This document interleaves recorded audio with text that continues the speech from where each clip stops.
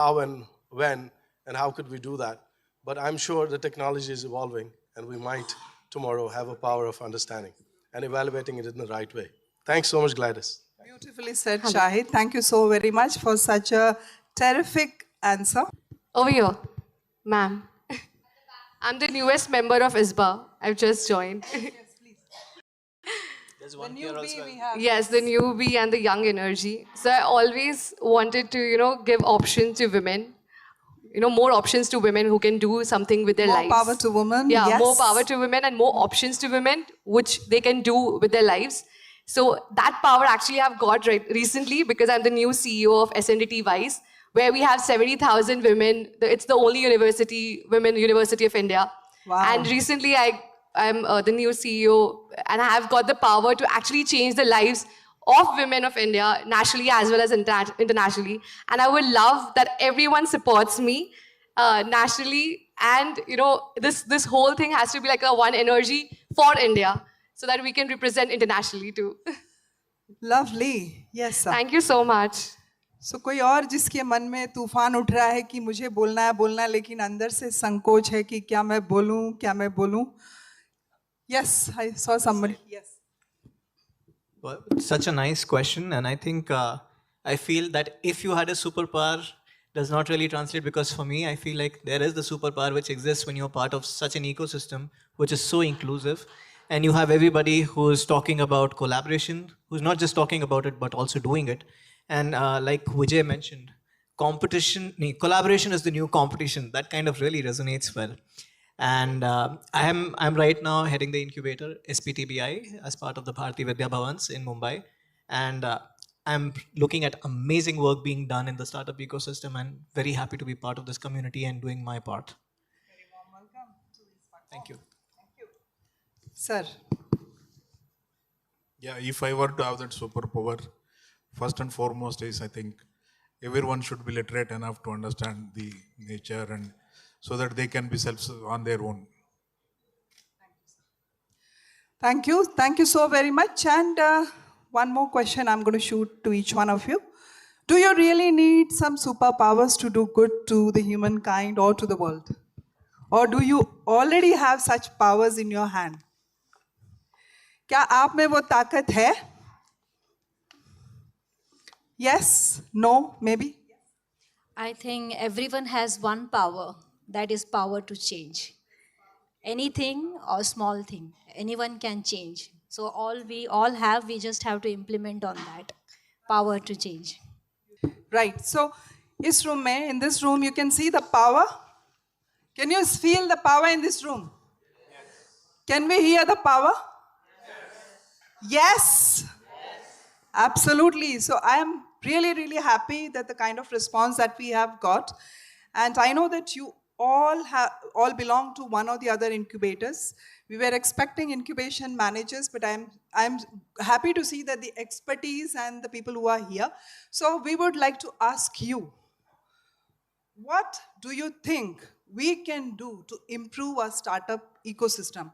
What are the qualities that we can bring in that will help this startup ecosystem? How we can be, we start comparing with Y Combinator, that's the number one. That is one among the number one. But why can't our incubation center, why we can't have such kind of powerful institution here? Don't you think we have the courage? We all have. But who is going to change this? We. Okay, so anyone, you must have gone through Y Combinator style. How is their training pattern? What exactly they do?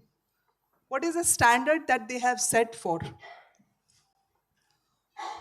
What are the standards that is being set for Y Combinator for selecting the startups and supporting the ecosystem?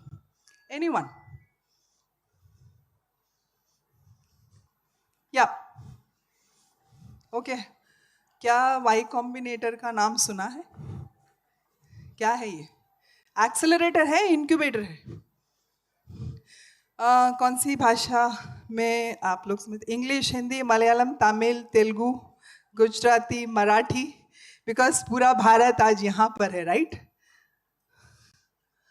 एक mini Bharat यहाँ पर है. Yes.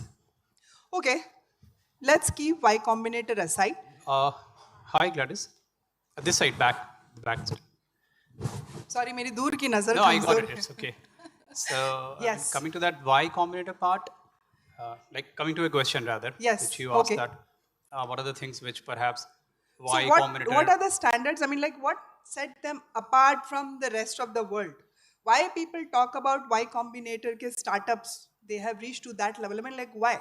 Kyun? No, of course, like it has been, in their case, over 15 years of now legacy. Earlier wasn't a legacy for sure. But I see, based on my experience, because I had kind of cleared 2 rounds of interview when I was a founder with YC. Okay. So what So you have I applied felt, there? yeah, so Okay. I got a reply and I got a chance to have interaction with their people as well. How so was the grilling process, I would No, ask? the process was actually very exhaustive in the sense that Very they had exhausting. asked, they Yeah, had asked, absolutely. they had asked subjective questions, and that was like tons of questions. Tons of and I was questions. supposed to write and not like book and write. So all the questions were very introspective. Okay. So I could feel that they somehow want to do the filtering process and understand the founder's grit and the founder's philosophy more than anything else. Because of course 80% of their startups are the startups are at idea stage level itself, like Yep. the other 20% of the startup. Yeah. So I think that You can continue. The I'll just founders. go and change the slides. Yeah. Yes. So they do have a 45 minutes of filtering session, a discussion, a deep dive discussion happens with the people who have applied. I need the slider.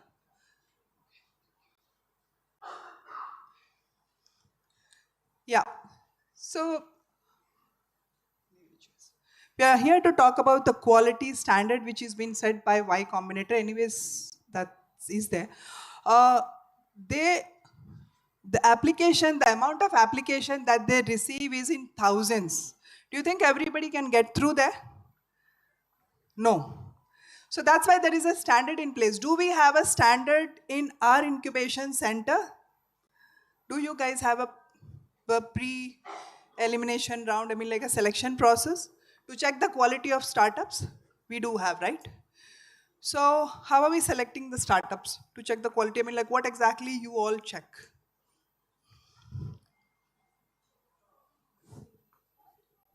From Indian Agricultural Research Institute. So we are checking whether it is technically feasible to make that kind of a product or the business viability also. And then we check the IP and other stuff.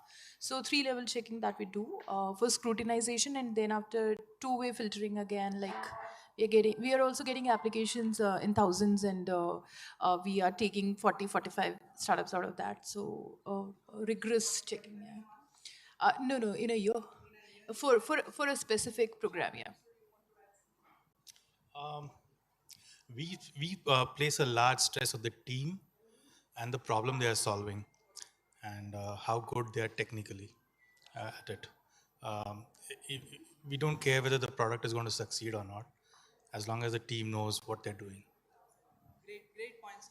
Thank you so very much. So team plays a bigger role. If there is a founder, co-founder, you should know who exactly is part of that entire team, whether they are going to stick together or they're going to perish in some time. So similar pattern is being applied, as sir mentioned. They check for the technicality, they check for the business. They don't care, I mean like this is going to sustain, but how confident these individuals are. So that's why the percentage that gets shortlisted at the top level is very bleak. Very less number of people make at that level. So we also need to come up with certain strategies where we get the best of the best lot so that we can produce the best entrepreneurs from our country. And you all sitting here are the best of the best ecosystem. And we have the power to do such job. Only thing is that we need to take that efforts. I remember one of the story, long time ago, there was an auction happening somewhere. Lot of beautiful items were placed in that particular auction. There were jewels, jewelry, gems, diamonds, and antique pieces as well. Slowly, gradually, each and every piece started going off. I mean, the bid started and things were getting sold. There was one red guitar which was also placed in that bid. The cost of the guitar was $5. That was the least amount quoted for that guitar. The guitar was in broken shape. The strings were broken. It was completely dusted. And people did not even bother to look at that guitar. They didn't want it to buy. I mean, like, who will bid for such a ugly looking guitar, and that too in broken? So one gentleman walked in and he said that, I want to take this guitar. They said, okay, fine. As the crowd who were there for the bidding, they slowly started walking out. This gentleman nicely cleaned that guitar. The strings which were broken, he tied those strings and started playing the music. The entire room was filled with such a melodious music. People who were there, who were walking out, they slowly started coming back. Because this gentleman was able to identify the worth of that particular guitar, which nobody noticed, again they put this guitar back into the bidding, and that was sold for the highest price for that particular day. Right? So you need to identify the best of the best lot. You will get a lot of applications. You reject. Sometimes they go back and do better. We ask them, okay, no, nahi chalega.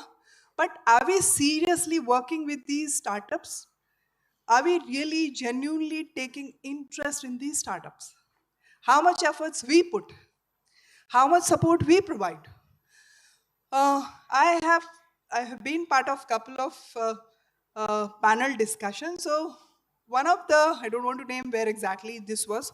So one boy was just presenting his case. It was a pitch presentation. He presented his case, and there were a lot of people who were there in the panel. So one person was really rude. I mean, like, this is not going to work. Stop it. No, nahi chalega. Na, band karo, band karo. Like, that's really mean, so rude. I mean, if you straight away shoo away that person, where he's going to end up? He has spent close to 10 years building that product. At least have a look. Because you did not identify the worth of that particular product, that doesn't mean it's not valuable, right?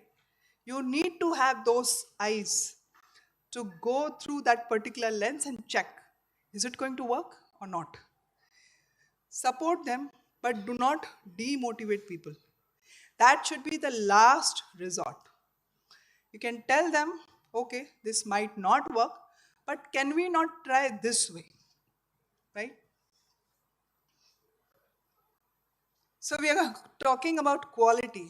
What is quality? Creating quality. I'll come back to you guys only. Sir, you're smiling again. Again, the classic definition is conformance to requirements. Yes. Anything more? Yes, sir. Whatever conformance has to be done, whatever is desired, meeting those things, or how closely meeting those things. Okay. How closely you can meet the requirements, okay. Anything else? Yes, sir. Nice suit. So basically, I try to say that a startup is primarily a business idea. Yes. So if you don't get the business part straight, then it remains an engineering experiment.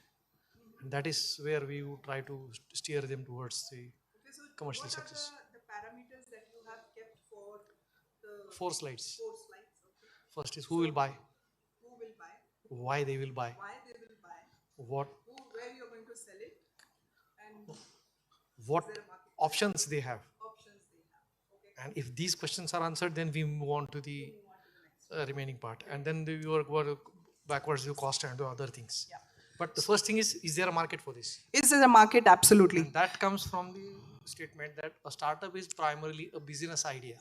Correct. Because they do not get the right direction. They do not go and check the market need directly. People are so attached to their product. It's my baby. Because I made it, it's going to be the best in the world, right? मेरा बच्चा सबसे खूबसूरत, right? सब जितनी माताएं यहाँ बैठी हैं, जितनी बहनें यहाँ बैठी हैं, they'll tell, okay, my baby is the best, right? If you ask to compare. But when we are talking about product, can we be emotional with the product? Do we need to be emotional? Get emotional.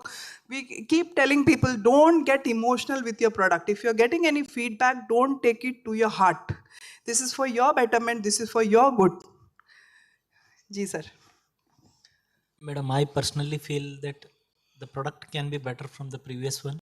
And Absolutely. It should Right. be product, what we call providing service at assured level is Yeah. far most important than what we cannot say is better बिल्कुल product. Sir तो version हो सकते हैं because we Maybe tell that it okay has to be इसका better अगला from the previous version. right पहला जो बना है उससे बेहतर And और it can- बेहतर और and- बेहतर so and moreover, it should keep be sustainable improving. for long period so that there will be less competition. We are talking about startup. I think what we start today, that startup may excel after 2 years, 3 years. We need to think of future. Yes. And we need to support those startups which can sustain for long run. Absolutely. Sustainability is very important. नहीं तो कहाँ जाएंगे हम, right? These are some of the questions. Sir ने कुछ questions बताए. Some of the questions that you can add when you're dissecting the startup. The word dissect I use because we literally butcher the startup. हम बहुत बुरी तरीके से कत्ल करते हैं, right? We are preparing them for the best or the worst for tomorrow, but that doesn't mean क्योंकि today we are working with such a young generation or आज की generation, they want Maggie in 2 minutes. They don't have this much of time. So you need to have patience to work with these individuals. You need to understand their thought process and ideology, what exactly they want.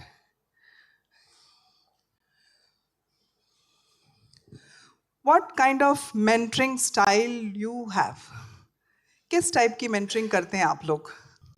Is mentoring happening religiously? Do we do the right mentor and mentee match? Or just because we want to fill up the Excel sheet and do the check box, we just fill in that? Do we really do?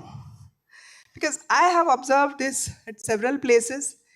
किसी को भी बिठा दिया, okay, just have a discussion, ठीक है यार कर ले, हो जाएगा. No.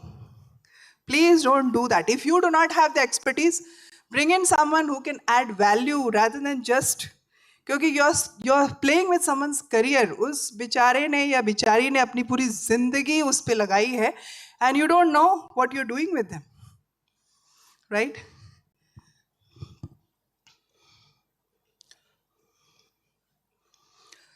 Team के बारे में someone spoke about team.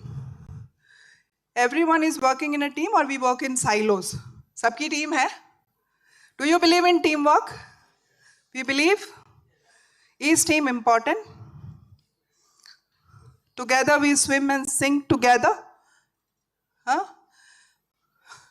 We do? So why team is important?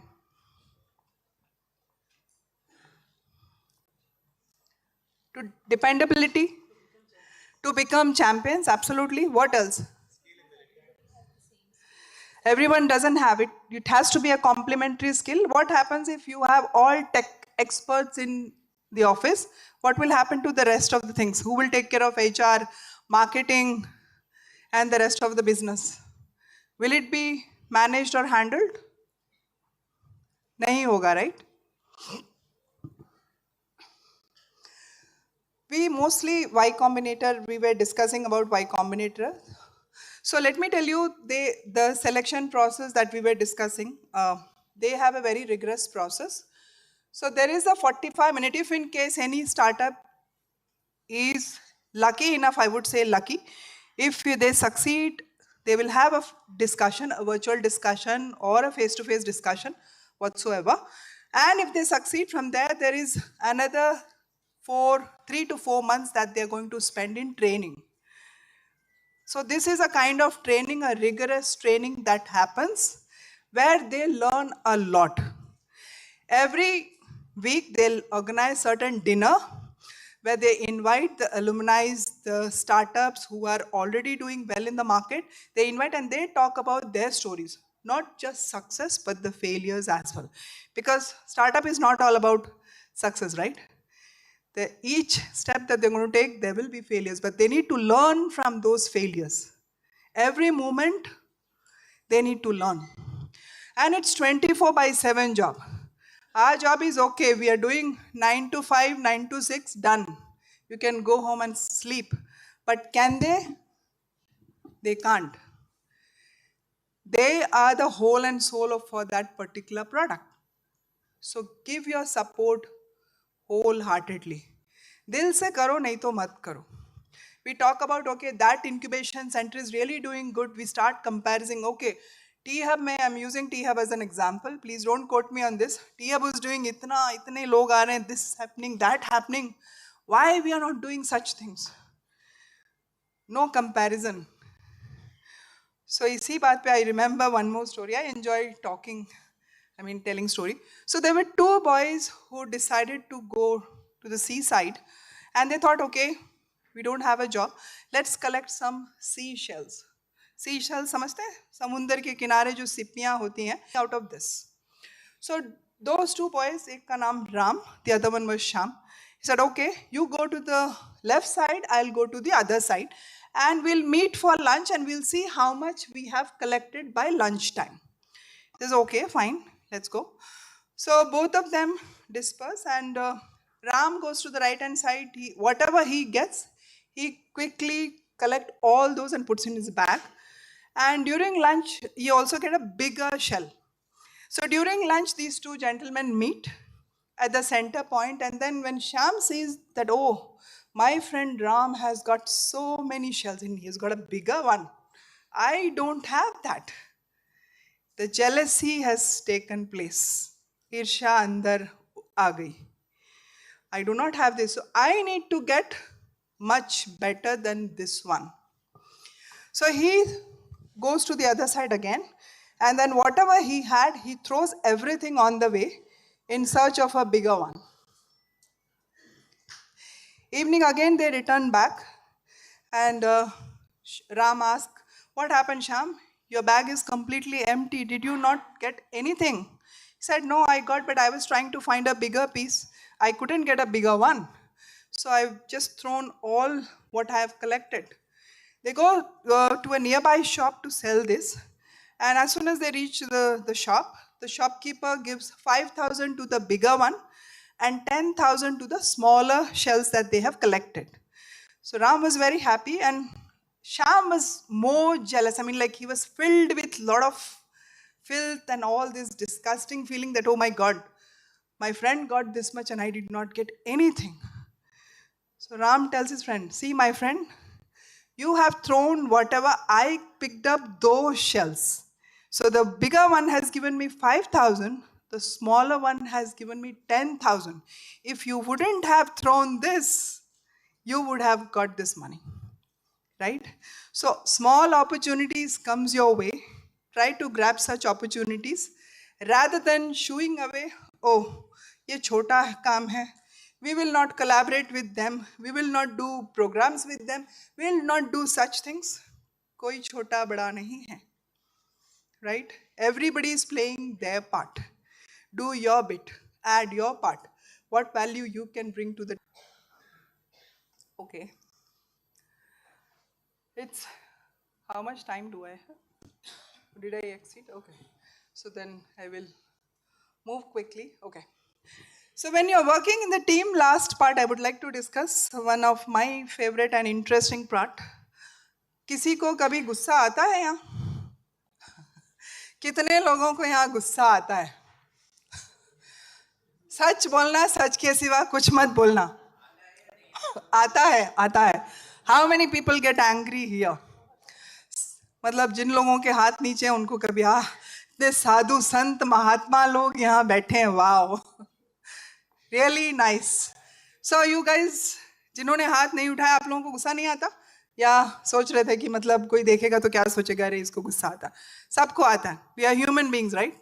We are not machines. So what happens? Do you have conflicts anyways? Don't give any organization का नाम. आपस में झगड़ा होता है?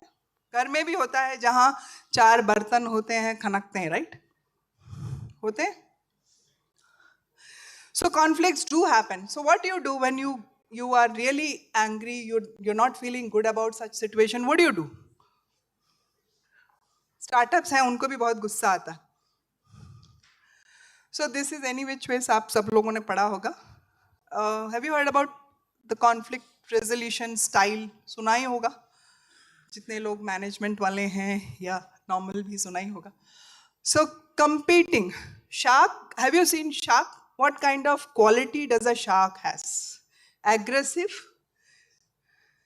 that kind of behavior. So every time you cannot be very suppressive in nature, you need to be aggressive, but depends on the situation. हर बार आप शांत रहोगे तो people will use you like tissue paper, right? Compromise, fox जो है, compromise करना, उसके भी उससे we can learn. At times you need to compromise. Every time you cannot be in a fighting mode.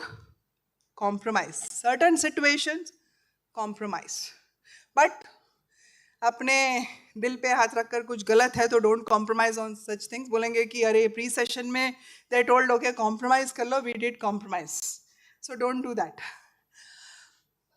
Turtle का nature. Have you seen if there is certain challenges या कुछ आता है turtle, वो seriously अपना मुंह अंदर ले लेते हैं. मतलब they will take their head inside the shell because they know there is a danger. So you need to avoid certain situations. At time, if you avoid such situation, you will be at a safer place. Collaboration. You need to collaborate as well, like all. So if you go and read this, you will learn a lot. I mean, like, I'm sorry I don't have that much of time to talk because 30 minutes ma'am is looking at me. And accommodating as well. So, जब accommodate करना है, we will accommodate. जब aggressive होना है, passion होना है. So these are certain styles you can incorporate in your nature, in your style, that will help you. Anyway, certain pitfalls are there. This is if the leader is not great. Anyways, अपने organization के don't look at your head or bosses. If the leader is not taking the right decision, what all can happen. So a leader has to be strong. I'm not saying that only the head of the institution is a leader. Everybody who is sitting here is a leader, right? You all take decisions, you all plan certain things, you do a lot of stuff together. So you all are a leader. But certain times, certain decisions that you have taken can make it or break it. So whenever you are in angry mode, so never make a permanent decision when you are in any such mode. Chill, cool down, take your time, go for a walk, and then come back and go back and teach the same thing to your startups because they also need to inculcate certain habits. Yeah. To stay informed about the startup ecosystem, subscribe to MyStartupTV.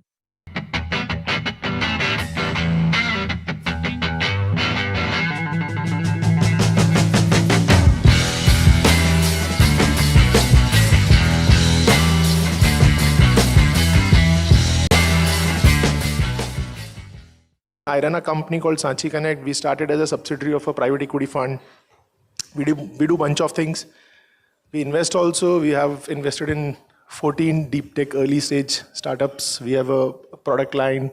We talked about the SaaS product that we have. We work with some of the established incubation centers, and now we are trying to support ISBA also. My personal background is I've been an entrepreneur, was heading NASSCOM's startup program for 6 years, and we'll have more. So I'll pass it on to Priyank.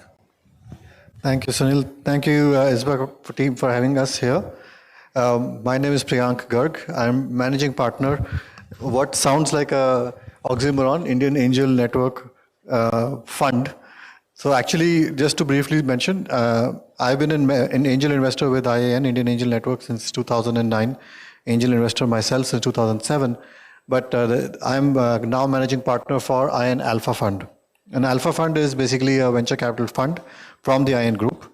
So the Angel Network does investments typically from 1 to 5, 6 CR, and anything above 6 crores to 23 crores, it comes to the fund. So we are a proper venture capital fund investing in pre-series A, Series A companies.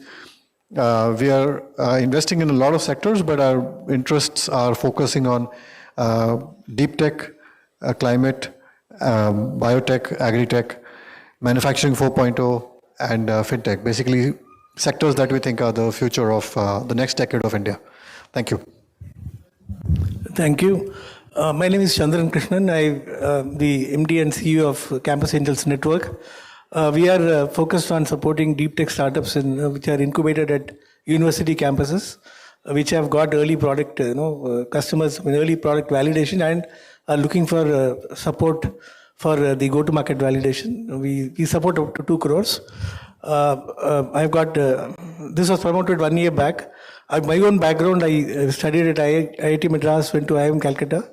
35 years of corporate experience where I worked in HCL Tech and CK Birla Group and Hinduja Group and Rani Group and so on.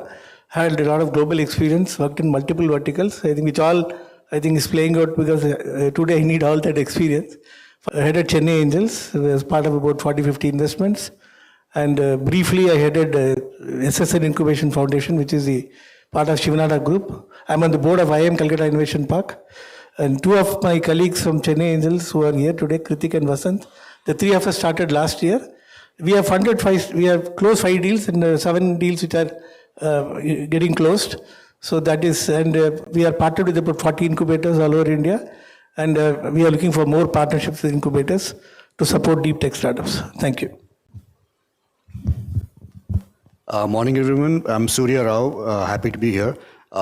So I'm the founder of a water tech company. So we make ultra pure water units for healthcare applications, mainly kidney dialysis and also laboratory, your famous MilliQ grade water systems. So I also come, before I started this company, I was heading a couple of incubators, including the one here in Hyderabad, the BITS Pilani Hyderabad incubator, and then one in Kuwait. So I hopefully bring perspectives from both sides. Also happy to see Harkesh sir here and Poine ma'am. So yeah, I'm happy to be part of this panel. Hello everyone, I'm Kashyap. I'm the CEO co-founder at HitWicket. We are a Hyderabad-based gaming company behind the game HitWicket. HitWicket is we have 10 million users across 100 plus countries. We are venture capital backed by the likes of Prime Venture Partners and Horizons in Singapore and Chennai Angels. We're also backed by Harsha Bogle. In the course of the next 3 to 4 years, we want to be at a global level one of the biggest success stories in consumer tech coming out of India. Thank you. Thank you everyone. So I'll start with the startups first, the ones who are representing startup here. I don't know how, if you have given that consideration, but we have somebody who's representing a fund which comes at a growth stage. We have somebody who's investing right immediately after the startups are graduating from the incubation center. We have somebody who's a startup and have run an incubation center, and we have a startup. So such a diverse pool of people. So Kashyap, my question is to you. Now, what happens is, and I want to focus on the autonomy, of driving your company. You're incubated, at an incubation center, and then you get funded by a early stage investor. What happens to your autonomy? Do you think that at times we as founder, we struggle to take our own decisions? And if so, what do you think that, how can these incubators and early stage investors also give you more authority and, little more flexibility around that, if you think so? Got it. I would say that we need to look at everybody who joins us in our journey as our partners, and need to understand that everybody's goal is the same. The company needs to succeed, right? The only case when there's likely to be a misalignment is when, if the fund or whatever, they are not familiar with the domain, or they invested for the wrong reasons, or the company had different things in mind when they got funding and now they want to do something else, right? If those two are a checkbox, that's where even in the fundraising round, in the presentations and all, if you're very clear about what you want to do as a company for the next 3 to 4 years and having like constant feedback meetings with them, I think it kind of tends to go fairly smoothly, right? The way we see it is, as founders, we understand our business very well. We understand our product, we understand our users, we need to be the owners of that. But some of the other things like processes and hirings and compliances and things like that, these are not our DNA, right? We are not experts of that. And if the incubators in particular can help us on that front, you end up leaning on them a lot more. So I think there needs to be a bit of a demarcation on who is the owner of what aspect of it. And if that structure and decision making is very clear, then it becomes easier. We've been very fortunate to have really supportive investors who've been through us from ups and downs, and I can vouch for how much of value they've added to us. So we've had a really good experience on that front. Great. So the takeaway is one area where the incubation centers can really focus on a lot is on the compliance side, the things which are accessory to the business of the founder, where he can skip by relying on a partner like an incubation center who can really make his or her life easy. Surya, I'm coming to you now. So you've ran an incubation center, now you are on the other side, you're running a company. Pre-seed to seed, and seed is where Chandran exists, right? Now, I'm taking you to your previous journey where pre-seed startups exist. I know, we all see that a lot of investors are invited by incubators, but what beyond that? What do you think can incubators do to make the founder's life even more easy? Because they are at that level where, one side you have the incubator holding you or, guiding you. The other side you have to keep on, slowly and steadily you have to lose your arm so that somebody else can hold that founder. Yeah, thanks, Sunil. So I'd say, having been through this journey from being incubated and all that, the first thing the incubator could do is really set a tight filter on which ideas they validate. So basically, startup founders tend to be sometimes emotional people who can run with an idea. So if the incubator can tell them very frankly that this is not going to fly, you'll be ending a lot of pain in the future for many startups. I've seen a lot of companies build non-viable products and realize it 4 years later. So if the incubator could really set tight filters into the filter process, that would be great. But having said that, in incubators, we are under pressure to fill up the seats, the rooms and all that.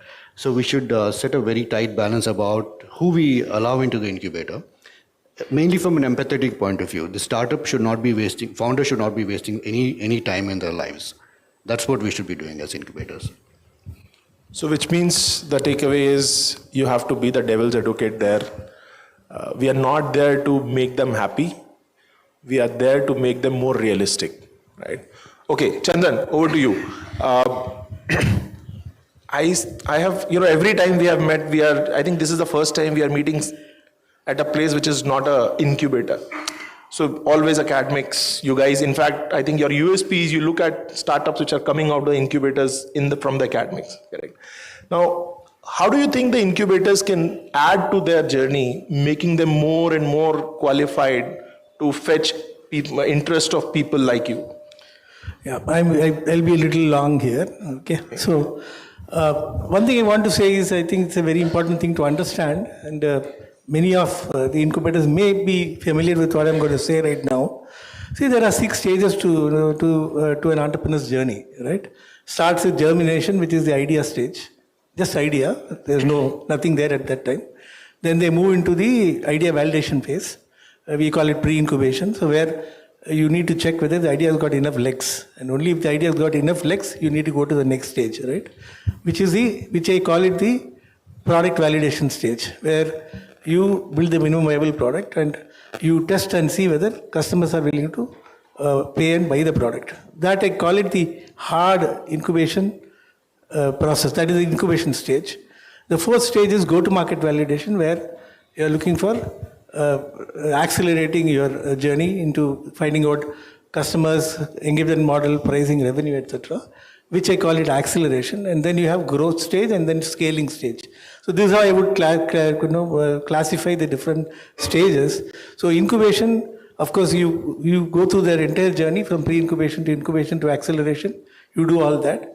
Let us look at from investors' perspective, how we look at it. So where idea stage, nobody is going to fund, right?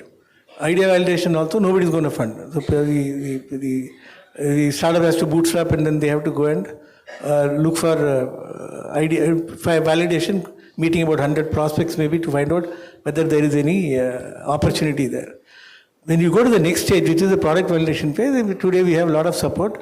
We have different government schemes, Startup India, Nidhi Prayas, MeitY, and so on, where for product validation there is support available, and you are also equipped. And most of the incubators are familiar with where the funding which you can avail to help startups in that phase.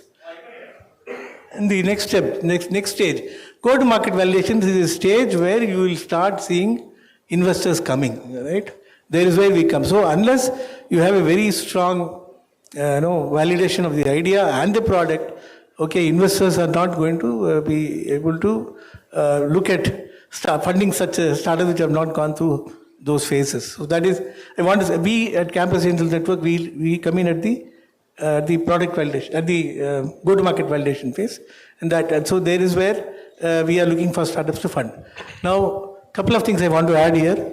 See, what we look for is for the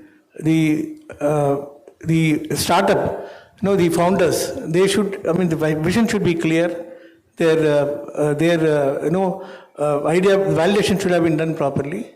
They have, the right team. So, some of the things I think he also addressed, you need to look at which startups you want to onboard. So, the team has to be strong. They should have strong domain expertise.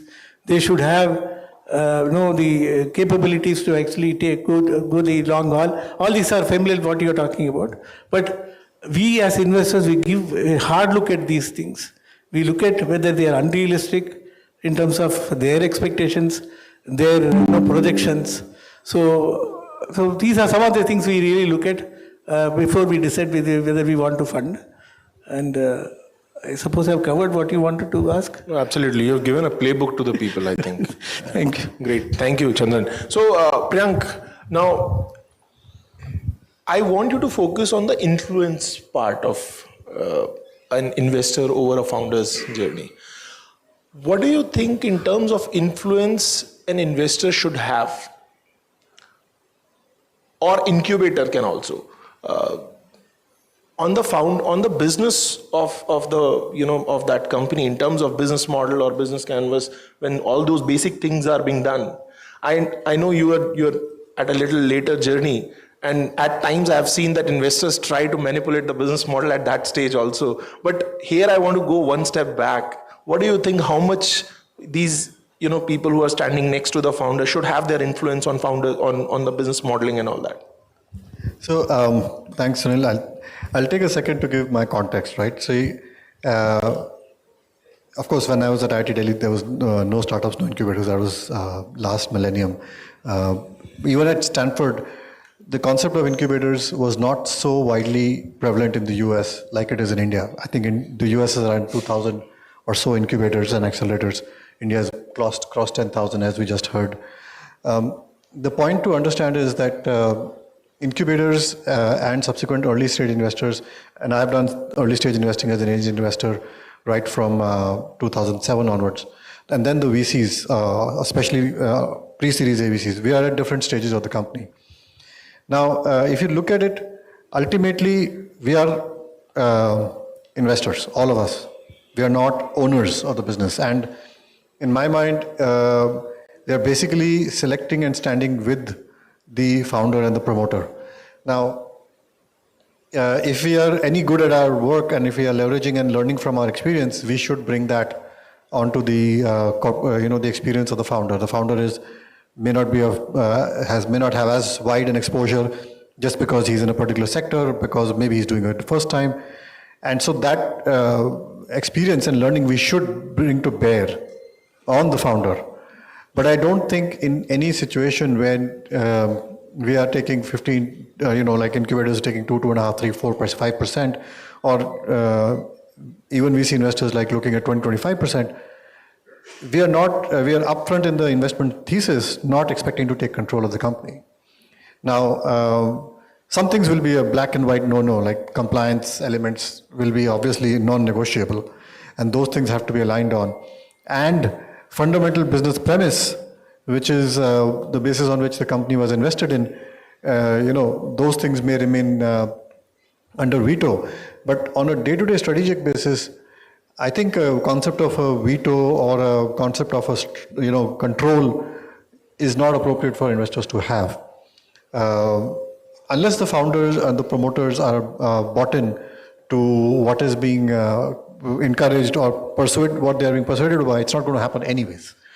So if we really want to have control, we should be like a private equity investor, come and take 51% and take charge for the show. If our decision is the one that we believe in and we are going to force it, then we should take charge of the responsibility of the outcomes by being in charge. But if you are not in charge and the promoter or the founders are in charge and we are expecting them to do that, we have to ultimately make sure that we give enough persuasion, evidence, arguments to enable them to believe the direction that we would recommend. And of course, we will, when we are evaluating a proposition, try to understand how things can be done better. Even when we are on the board, we will be part of the board and the board process and contribute as a board member.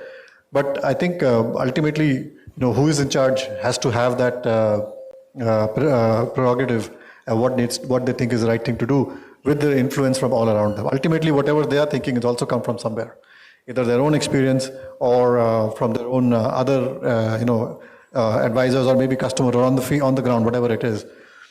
If they're not good at making decisions or if things don't go right, yeah, then we all suffer. But if things are forced on them, then anyways it's not going to be executed with alacrity and it's not going to be executed with effectiveness, and so we anyways are going to suffer. So that's my view. It's pure mathematics. If you're a minority holder, you have a minority position on the decision making. I need a closing note from all of you now. Okay, maybe Kashyap, we can start with you. As the panelists and all would have elaborated more, I think it's an ecosystem that is required. There are founders, there are the investors, there are the incubators. Each has an important role to play. If you look at the international market, the Silicon Valley, for example, all these things have coexisted. Everybody has brought something to the table, and the smart founders actually know what they can lean on for where, right? And particularly when you're starting a company, there are 100 different variables. Trying to solve all 100 as a founder makes no sense. The top 10 are the most important things for you. You need to lean on others, the support system for the other 90. And that's where being part of an incubator where you have access to a whole bunch of people who have been there, done that, people who can tell you what your problem will be 2 years down the line, 3 years down the line, which is all information. It's again don't decide on the basis of that, but use that as a data point to make better quality decisions. I think if you think that way as founders, this is something that's worked really well for us and seen it work really well for some of the people I know. Thank you. I have 2 points, Sunil. First one would be the market validation or the competitive intelligence that we do before an incubator selects a company for incubation, right? So it is usually beyond the capabilities of most incubators to get deep domain expertise, not happening.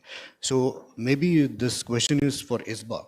If they could do a central triaging small team, which all incubators could access for deep down market intelligence and competitive intelligence, that might help more incubators make better decisions is one thing. 2, post-incubation.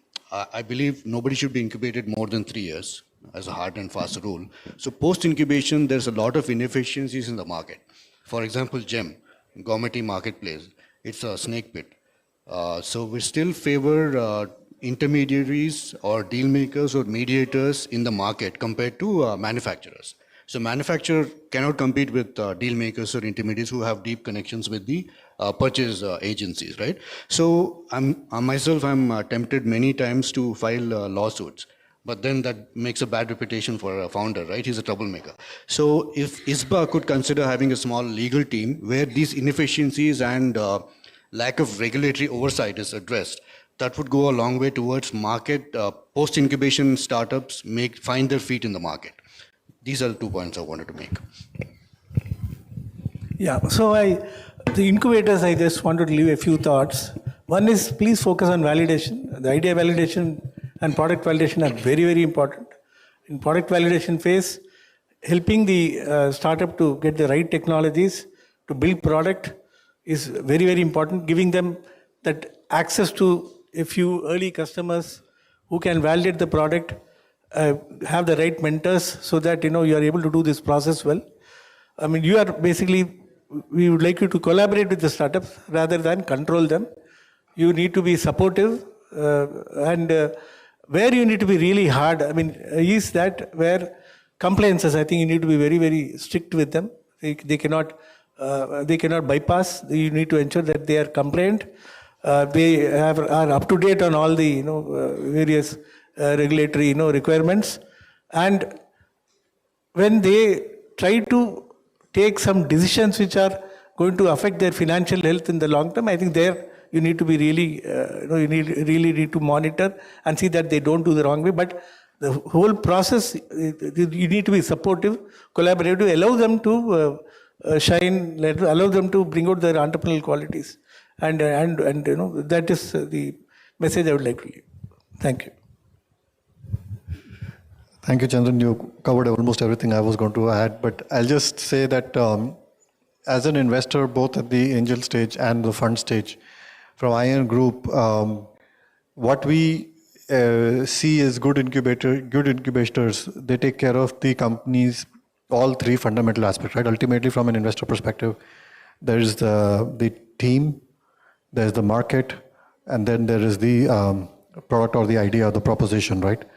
And good incubators enable all of them, supporting the product validation, enabling the product validation with infrastructure, enabling the market element of that, allowing market validation, customer access. But many of them, I feel, are not necessarily doing more what they could on the team side. I mean, it's not about, you cannot make people make teams, but helping the companies find the teams, making matchmaking sessions, making ways to find complementary team skills that are missing, helping the teams recognize which are the holes in their team so that they can look for those members and then facilitating that. Obviously, the companies have to form the teams themselves. So good incubators do work on all three. The problem that typically engineers have, I'm an engineer by training, is we always have a solution before we know what the problem is. And so bringing that customer orientation into the evaluation of what is the idea, making sure that the solution, the value proposition, the product is tested against market forces, against and recognizing that there may be the same need, maybe there in a different customer segment. Having that wide perspective, that is one of the most important things that new founders, especially tech founders, can benefit from an incubator's experience.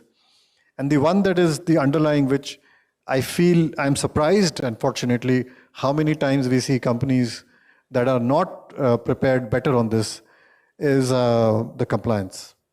I mean, this is the very objective or relatively well-definable checklist kind of thing, which every incubator, a good incubator, can make their companies be ready with. We see incubated companies come to us without even having a business plan. And on one side you can blame the founder. Don't you understand that you need to have a financial plan for an investor to come in? Ultimately, investment means financial planning. It's not like the product validation stage. But they're incubated, and even the incubator has not given them that guidance. So I think that's the advantage of good incubated companies: market access, product validation team, and then fundamental good compliance underneath.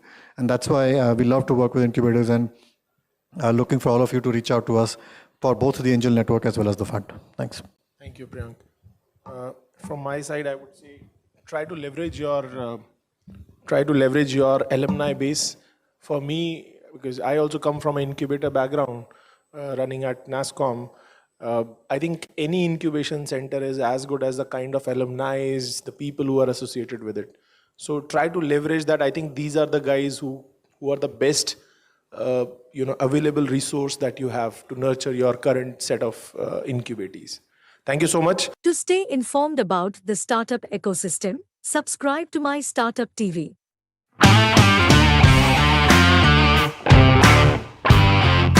With a great sense of pride and enthusiasm, I, Sagar Anshur, from Center of Incubation and Business Acceleration, and along with me, I'm Gladys Nair from iCreate Ahmedabad and also a proud governing body of ISBA. And we both of them welcome you all to India's prestigious and the biggest gathering of startup incubators, ISBACon 2024. This particular ISBA, if you look at today's context of India's vision in promoting startups and entrepreneurial ecosystem, I think ISBA has a very important role to play. As previously the host was telling us about, growth, as in biology, requires networking. Networking, in my opinion, is the most key aspect for the success of any startup, and also the incubators. Even incubators are startups in a way. And with so many incubators in the country today, it's very important to exchange our, to have a network like ISBA and look at, because each incubator has its own experience and own way of doing things, because all said and done, it's a complex game. Trying to promote the startups and then trying to get money and making sure that they get investments and all that. This is a good game. But at the same time, all incubators are not equally efficient at doing it. So an organization, an association like this will be extremely useful for people to exchange notes, exchange the experiences, share the playbook. It's very important. In my opinion, we should have these kind of associations meet more often, or maybe do a lot of satellite events so that the incubators become more efficient in translating the startup's vision into reality. We also have a special occasion today, a special welcome to Professor Lee, President of the Asian Association of Business Incubators, and the delegates representing Asian countries with whom ISBA is proud to collaborate with ABI. We have about 18 to 20 delegates from different Asian countries who have been participating in this conference.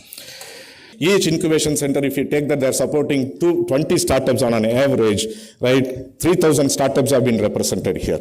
This is the power of this particular conference, and each of them with a mindset. You can see that few of them are very happy, but always all these incubation professionals, they are carrying something in their mind, what next? So I strongly believe that incubators are the extended arm of the nation, right? Whether it is the state government or the central government, we are the nation builders. We are contributing the smallest bit that we can do for the country. The incubation, not many people understand, is a very deep phenomena or a very deep mechanism or very deep institution which has to be nurtured, and especially in our country should nurture. Countries who have grown or they have led or they have become prosperous, they have always focused on innovation.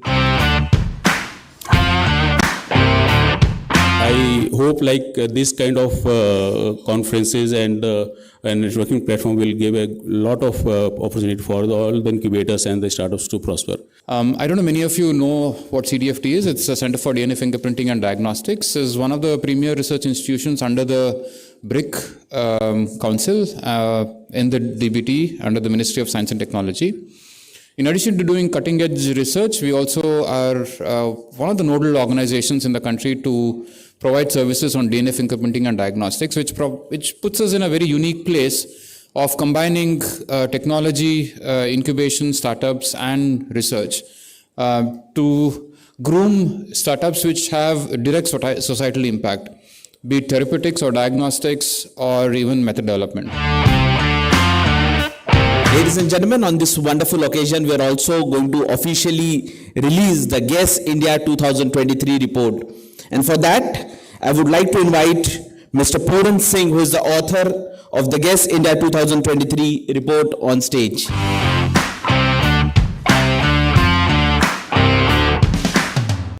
We are now excited to announce the signing of several important MOUs today. Marking a significant step forward for ISBA, these agreements represent our commitment to fostering collaboration, innovation, and growth within our vibrant ecosystem.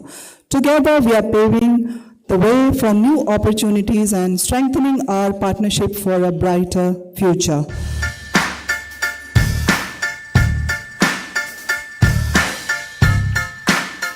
As we celebrate a significant milestone, the 20th anniversary of ISBA, we reflect on the 2 decades of innovation, collaboration, and growth in the vibrant ecosystem. This year, we proudly present ISBA at 20, a comprehensive compiler of the journey, achievements, and the invaluable contribution of incubators and ecosystem enablers. I would request the team to play a short AV on the 20 years journey of ISBA.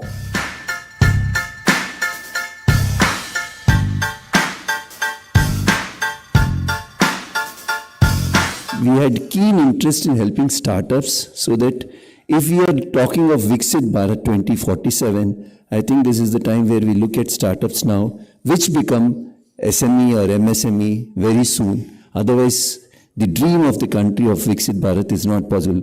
In that context, we were keen to be part of this organization and join hands with ISBA.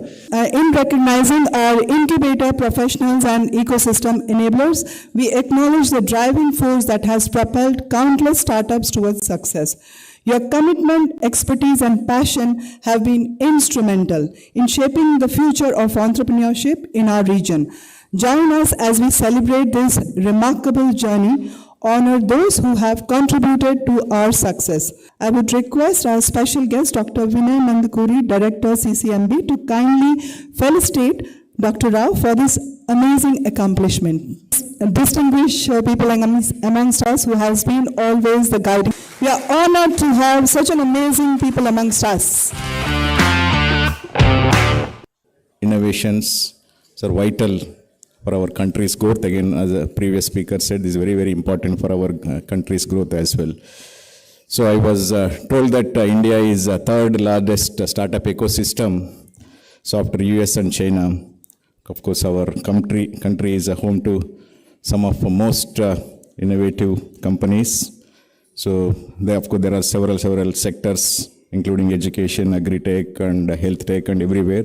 Now, if I really want to do something and I want to come up with, try my idea as a student, I realize that I really don't want to do classical path of postdoc and want to test out something different, be an entrepreneur.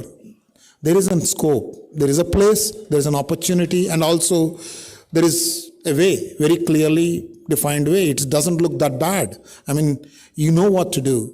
You know where to get funding from. And you have people like Jitendra ji and Praveen ji and many others who are kind of guiding lights, and ISBA, all of you are guiding lights for those young people who are looking to figure out how to swim through this entrepreneurial startup system. Thank you all for being here in this auditorium to look forward for the great agenda that we have in front of us. Thank you one and all for this wonderful gathering. Thank you very much. At least 10% of my incubatees are successful as a venture. I get the best out of it. You can put a successful model. What is the success? What do you get for that benefit for them? Please keep in mind, you are the major pillar right now. You are the instrumental for this country, that you can create what can be done for the country through startup, through government, through society. A problem is there in a society. Ask that problem taken by a startup. You need to create a common people to get trust in our Indian science and technology. Indeed, we are living in some of the most exciting times. And you've just had a very powerful speaker talk about the role of incubators and how an incubator plays such an important role in the growth of startups. And in 2 days of survey in incubators which have been supported by DST, it came like around 1,000 incubators, startups in deep tech are already being supported. Deep tech policy is already in place, which is under approval in the government. And that says like around 10,000 startups are being deep tech in the deep tech domain are already there in the country. When we talk about deep tech startup, it means that a lot of research has undergone into the concept, and now it has to be translated into entrepreneurial mechanism. There is a gap which comes in between development of a technology and commercialization of the technology. So I have myself seen that there are a number of academic institutions and scientific institutions that are developing good technologies, but they are not out there. Whereas, if you look at abroad, you will find that a number of these institutions have their own lab to market programs where the technology developed is actually taken to market, and there are a number of successful entrepreneurs who were actually academicians in the past. I'm very grateful that ISBACon is happening here. please do let us know what are the other areas where progress has been made elsewhere. We have not really paid enough attention to that. We'll be happy to modify our policy, bring new guidelines, bring new policies, etc. We'll be happy to learn from everyone. And if there is any possibility in which you think that you can collaborate in making Hyderabad, whatever we have done is already, in my opinion, we have kind of stolen a march over everyone else. But if something else is also great, which can help us improve our game, we are always willing to do all that. So, hello everyone, I'm Kasturi, a program manager at AIC, and also the session manager for the fireside chat, which is coming up next, building ecosystems of the future. Definitely, it helps, the investor community to be in touch with some of the startups through the incubators. But a lot of times it could be most of the events that are conducted as panel discussions or pitching events, which are like one of the events that happens. But for investing community to make a decision, it takes more than that one interaction. Most people outside of the incubator ecosystem think of incubators as almost just co-working space plus, and that doesn't work. We have to do more. It has to be, how are we helping startups to scale? And I think you have to think about my viewpoint, right? When I ran IIIT or when I ran T-Hub, or even now that I'm doing Bio, which is my new venture studio that I'll talk about, every single one of those we approached from a startup mindset. We preach it to our portfolio companies, we preach it to our startups. Do we follow that ourselves? I think we need to. So this is an important topic. Corporate incubator linkages, when we look at, there are several factors that impact the performance of startups in the incubation environment. Startups, as they grow in their product development to market launch journey, one of the important missing links is the validation support to enter into the market. Once the product is validated, subsequently it also be nurtured further to get launched and also commercialize the technologies. And so these requires some focused efforts both from the incubators and also the startups to get launched as soon as possible. Yes, I think banks have come a long way as far as startup is concerned, because for a very long time, the banks were a little hesitant in getting into the startup space because of the fact that we saw startup space as little, little on the risky side. So therefore, banks were a little hesitant over there. But then again, of late, we have been seeing a lot of banks coming up and trying to provide different type of solutions to the challenges what startups are facing. When you look at companies like Thermo Fisher Scientific in the life science industry, you know that the breadth of portfolio today, Dr. Jayesh Ranjan is also covering. So we have multiple verticals, multiple divisions, multiple products. The breadth of the portfolio, you can count on Thermo Fisher Scientific. However, when you look at a startup, so you have an idea, you have an incubator, you have access to this, and now you have got an ecosystem also to support you. All of that can actually be accessed through a grown-up company like ours. Any idea, if we have to validate, we have an in-house domain expert available with us. So right from the stage of idea validation to their commercialization, our incubation center extends end-to-end hand-holding support. Whatever are their infrastructure requirements, whatever are their marketing support requirement, even funding support requirement, our team of board of directors of Magic is very passionate.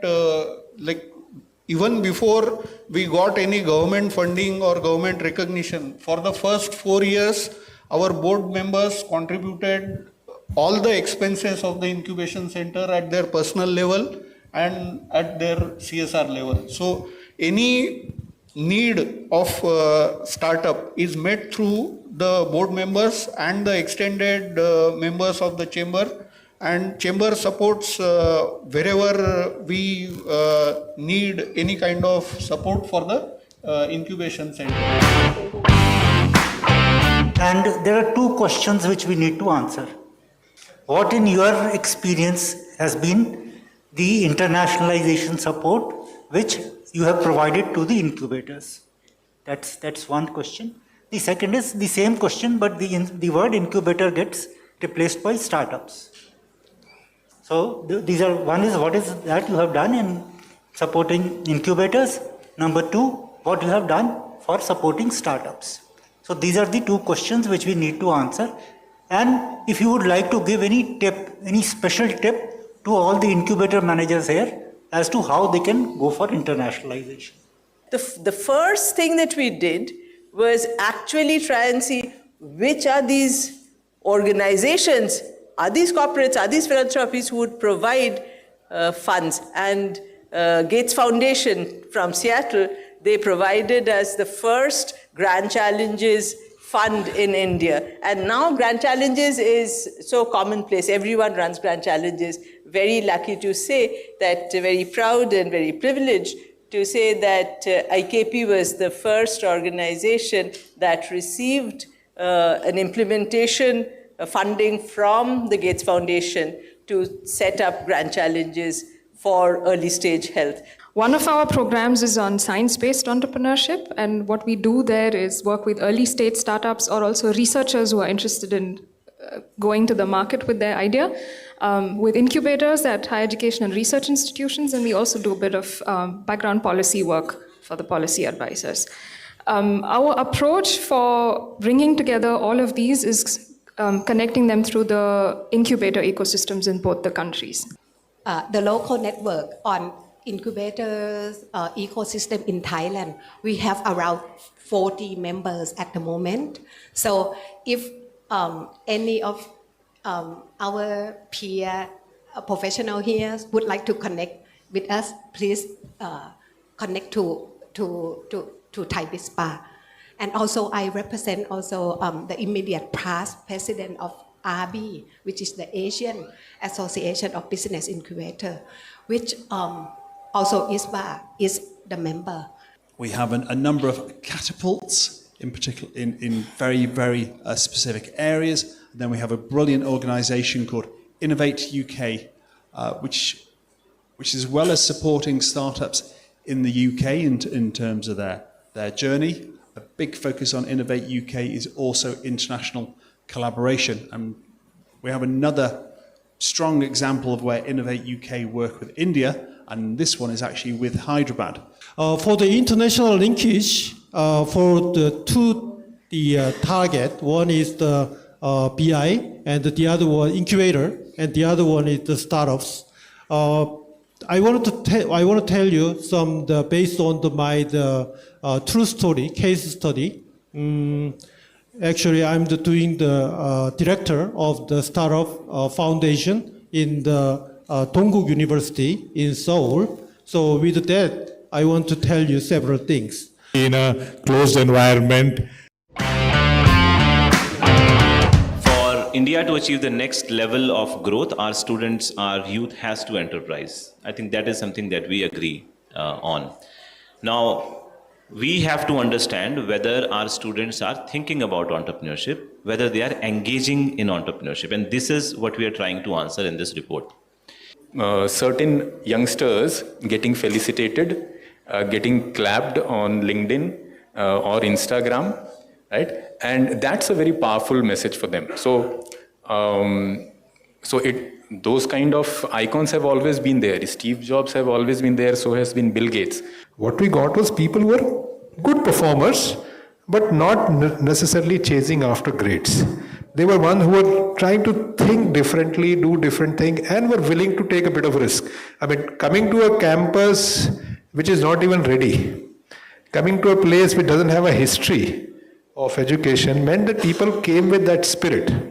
And I think that was one of the reasons we had such a good output in a short period of time. So I would add on to it that incubators, ISCs, funding schemes have encouraged, because our number of students which have come afterwards into the incubation and startup is increased.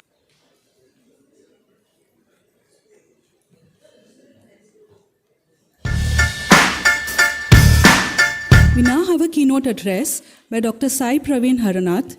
Today's keynote is really to kind of share a perspective that I have from the bedside, but also a perspective that I see from my interest in research. When we are talking about startups, when we're talking about research, when we're talking about entrepreneurship, is not to forget that at the end of the line for all of this is a patient in the healthcare perspective. What I have seen that we used to think initially 5 to 10 infections, if you have essays for that, you are covering majority of diseases. My message to all of you, I always bring positivity.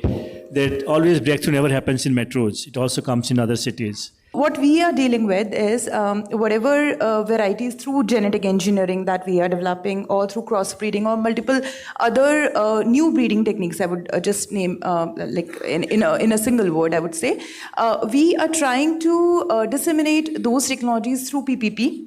You can bring out some good and promising technologies, but breakthroughs are not going to happen every day. For breakthroughs won't happen in vacuum. You have to plan and you have to sustain them for long periods.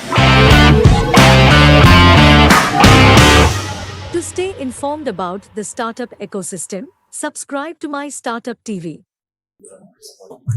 So honored to be here.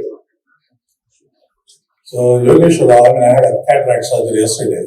He said you have to come. Whether you get infection or not, you have to come. So I'm here. But I think we're honored to be here. I know a lot of friends here whom I know. Within ISP directors, Srikanth is very dynamic. And I know Anand Bhandari, all the people, quite a lot of people. I want to tell the history because we are one of the earliest biotech company in the country. After Shalka Biotech, we are the second one in the country, biotech company. So I've seen this transition of biotechnology, what happens, and I'll tell you my story of biotech park and incubator concept way back 1994. Many people doesn't know. A lot of them retired. A lot of them died also. A lot of them still doesn't know what happened behind the game of all these things. When I was, I'm alma mater from University of Wisconsin-Madison. I saw their incubator and their biotech park was one of the successful projects in the US. So I met the chancellor, University of Wisconsin. I said, we need to do something in India like that. When I said that, they know, okay, we are ready. So we signed an MOU. As an individual, no company, I signed. And we partnered with the University of Wisconsin chancellor and all that. That's the time the Honorable N.T. Ramarao was supposed to come to Chicago for a meeting. We didn't make it. We let it out. In 1994, Honorable Prime Minister P.V. Narasimha came to the UN meeting in New York. So I went with laptop, I gave a presentation to him. How biotech park can incubate, can catalyze the growth of India's growth. So I told, he asked me simple, he listened almost 30 minutes. You see how leaders are very powerful. It's a very good example. You listen all 30 minutes. Krishna, what do you want? I know you want land for biotech park. Simple question. You know land? Central government cannot give. Only state government can give. So I was a fool, wasting all my time to think, giving a brief on the whole biotech park. Such a short answer. Then he said immediately, he told his PS secretary, Krishnamurthy, was there. He told Krishnamurthy, get Dr. Krishna L.R. introduced to Mani Sharma and DBT, secretary, that time. So I came, after 3-4 months, I came to India, started 95 sometime, and met the Mani Sharma. I said, back in Pakistan, and she's alive, so I think you can ask her also. So you can ask her what the story of 95. Then she said, again, I cannot give a land, I don't have any land. So I can put up all the but land has to be given by state. So then I went to Bangalore. In Bangalore, I'm an alma mater from the agriculture student from the University of Agricultural Science, Bangalore. So I'm not a vaccine guy, I'm not a immunology guy, I'm basically an agriculture guy. So I went to the University of Agricultural Science, we signed an agreement with US Bangalore. to set up biotech park. And then he went to Chief Minister, at that time R.B. Patel or somebody, Patel was the Chief Minister. In the afternoon, he was not in a good mood. I mean, he was fully in a good intoxication by afternoon. He said, I don't understand what is biotechnology and bullshit at last. Okay, whoa. So Universal decided to respect Secretary, Environment, Agriculture Minister, all policies. We put everything in Bangalore. And almost biotech park allotment land is allotted in Agriculture University, both incubators and the Agriculture University. Suddenly controversy started. The agriculture land is given off to people. Controversy started. And the controversy started, then okay, sir, it's not going to happen now. Let me get out. I set up a bottle with the companies. I said, if I'm going to go in this board, I'm going to be bankrupt, I'm going to be jobless. So let's set up into bottle biotech, and I set up in 96, 97, set up a biotech bottle biotech. Happened to land in Hyderabad, which I have not come to this place. I'm originally from Chennai. So I landed here, set up bottle biotech. 99, me and Vasi Reddy, Mumtala, who's there here, alive, now he's there, Mumtala, Vasi Reddy. Mumtala and me, we both went to Andhra Pradesh Assembly. We gave a talk on how biotech park should come up in Hyderabad, how Genome Valley should come up. 99, Devendra Gaur was the revenue minister, and I think Sridhar was the revenue secretary. And so we gave an assembly presentation, biotech park. Devendra Gaur was very kind enough. He said he liked it. He said, we want to Charlapalli, we want to propose in Charlapalli, this part of the city. He said, no, I want to do it in my constituency. My constituency is where Genome Valley is. I want to set up there. That is where we can do it. I mean, the history is better that Chandra R appointed me as a sort of advisor how to build Genome Valley. I acknowledge Sheila Bedi at that time, Acharya, who was also instrumental in coming out of the incubator in Hyderabad, Genome Valley. So we proposed the entire Genome Valley cluster should come up and all that. But I was busy with Bharat Biotech, so then Sheila, Shapoorji Palaji took over the biotech part, which I said, I don't want to get into the infrastructure, let me get off, because everything is sketchy, the projects. So got off. We set up that one. I think today now you see the history of Genome Valley, how 94 started the concept, how it built the whole thing. And thanks to Dr. Bond, who was there as a secretary, he's a good friend of mine. And he was also a partner in our rotavirus project for the last 33 years. From 99 onwards, he was a partner on the rotavirus project. So he said, I told him, why is the startups are not happening in this country? That was way back when he just took over as a secretary. I said, you treat us as an enemy. The startups, private entrepreneurship is treated like enemy. Governments are sanctity. They're all, like the Brahmins, and we're all Shudras. Startups. That is not right for the country. You need to build the culture of startups in this country.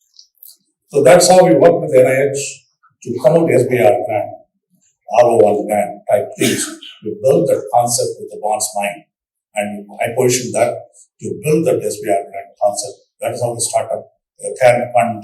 Then he said, the DPD cannot do it, the private funding.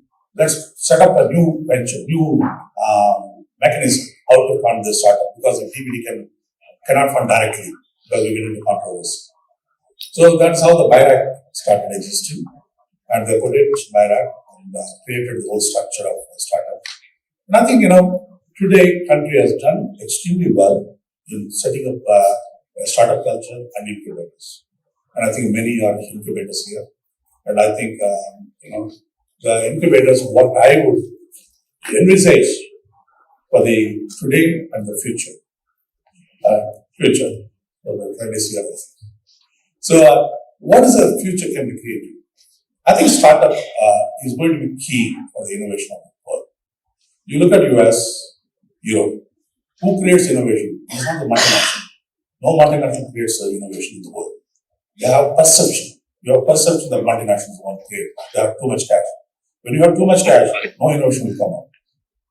A starving fund only can come out with innovation. And only startup can do that innovation. The startups are acquired afterwards over the mergers and acquisition happens. And in the process, that's how you build the innovation culture. The problem, what we see in India right now, that I have seen in the last, so many committees, and watching all that, what is happening. The startups are also facing a problem. Incubators are also facing a problem. Incubators have become more like a real estate model, which is not good. And I think these real estate models should be, if it goes, and I think, see, how do you build, you need to. One thing, all incubators managers should look at it. At least 10% of my incubatees are successful as a venture. I get the best out of it. You can put a successful model. What is the success? What do you get for that benefit for them? You can create that, not a problem. Okay, sorry. You can create a model, what in a successful startup, after, you made some 100 crores revenue, what you want to be shared to the incubators, you can put a structure. But the problem, what we are seeing is, how do I get rent immediately, day one? So that model is not right, because you're still treating in a startup as the leaseholder or renter, renting a building, which I think you need to change mindset. Please keep in mind, any startup successful, every one of you as a manager, incubators manager, okay, their children, your children are going to be too entrepreneurs tomorrow. Keep that in mind. If you don't create that policy issues right from the day one, we have a mental problem in India. Somebody makes money, we become jealous. Some scientist, he published some paper, we are jealous. That scientific fear competition, we should get out of it. We need to look at it a strategic angle. How do we compete with globally? So I was there in Srinivas Reddy, we are there in one of the committees in CSR Accounting Council, and we talked about how China has done it. China, $430 billion. They invest in a public-private partnership, $430 billion on science and technology. They took a 5 or 6 strategic thinking, very 5 strategic strategy. One was the EV chemical, and the second is the gene therapy, CRISPR, and AI, and robotic. They have taken that position, that 5-6 field, we put $430 billion been put, and ensured every company set up their own R&D within the campus of the campus. Within the Peking University, or Beijing University, or Shanghai, whatever the university, they forced them to set up their building in the campus itself. So that is how the public-private partnership is moved to that game, so that the industrial R&D people works with academic and build for the country's strategic angle. We don't have that. We are only looking for money for money is the only criteria. I think Indians always want only first money. So I think after that we talk about all other things. I think we have to get out of that mindset. Today money is not important. The country's angle, society angle, how do we compete globally is important, science and technology. And if we don't compete that, we are out. Our next generation will not stay in this country. It is now moving to US and Europe and Canada and all that. Now the migrations will start to China. And I've seen, actually in China, I was there 5-6 years back, I saw thousands of engineering graduates working in some of the coil manufacturing companies. I looked at shocked. So they're all hired because they're English speaking. They're for QC and QA angle. They're hiring the Indian engineers. So there's total migrations will happen if these don't create our jobs right in this country, not their infrastructure. So I will tell you one good example. Incubators should really drive the passion of driving the state government. If you are united, you can do it. But the problem again, Indian, we are not united. We only united when we have a drink or in the evening dinner time. But next day morning, we are not together. When somebody asks, you will give some story. That fellow is useless. You will tell something. The other fellow, the fellow who is listening, he collects information both sides and he makes a judgment that both are bad. That we are not realizing that. That's how politicians tells me all the story, how two scientists gives 2 different opinions. We are not concerned on one. Even whether CIA or FICCI, all these people are not united what the country needs. 1-2 important decisions that can be made. What is that my message for the incubators will be, look at the biotech startups. A startup, I gave a presentation to the principal scientific advisor at Sud, and then about 14 or 15 secretaries were there. All the DBT, DST, CSIR, DRDO, all the secretaries were there. About 15 secretaries, just about 3 months ago. How regulatory is killing these countries' science and technology. How the regulatory is killing the startups. I'll give an example, because you all don't want to, your startups are there with you, you are not understanding their problem. Or you understand the problem, but you don't want to solve the problem. Because you are worried about the rent, you are worried about against talking against BIRAC or DBT. Both are against, because you are also funded by DBT. You are also funded by BIRAC.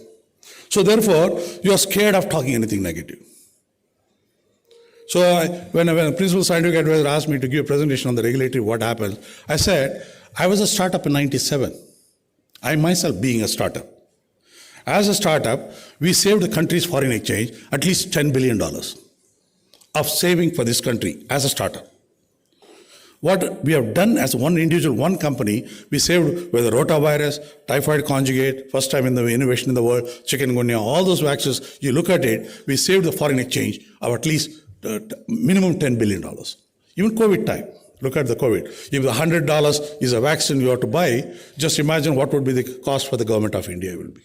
One startup, when one startup can do for this country, okay, you have 200 startups in this country successful, what can be an impact at a bigger scale? That is how to envisage. So I will tell you regulatory. In India, for animal toxicology, you all agree with me, Mrityunjay, animal toxicology, RCGM is controlled. RCGM has got 25, 27 member. Maybe Mrityunjay was also one day was a member maybe. And some people may be member here in RCGM also. I don't mind. Okay. So what happens? You have to make a protocol and you have to make 3 GMP lots. And 3 GMP lots, you tell me how many startups has got GMP facility? Ask simple question. No.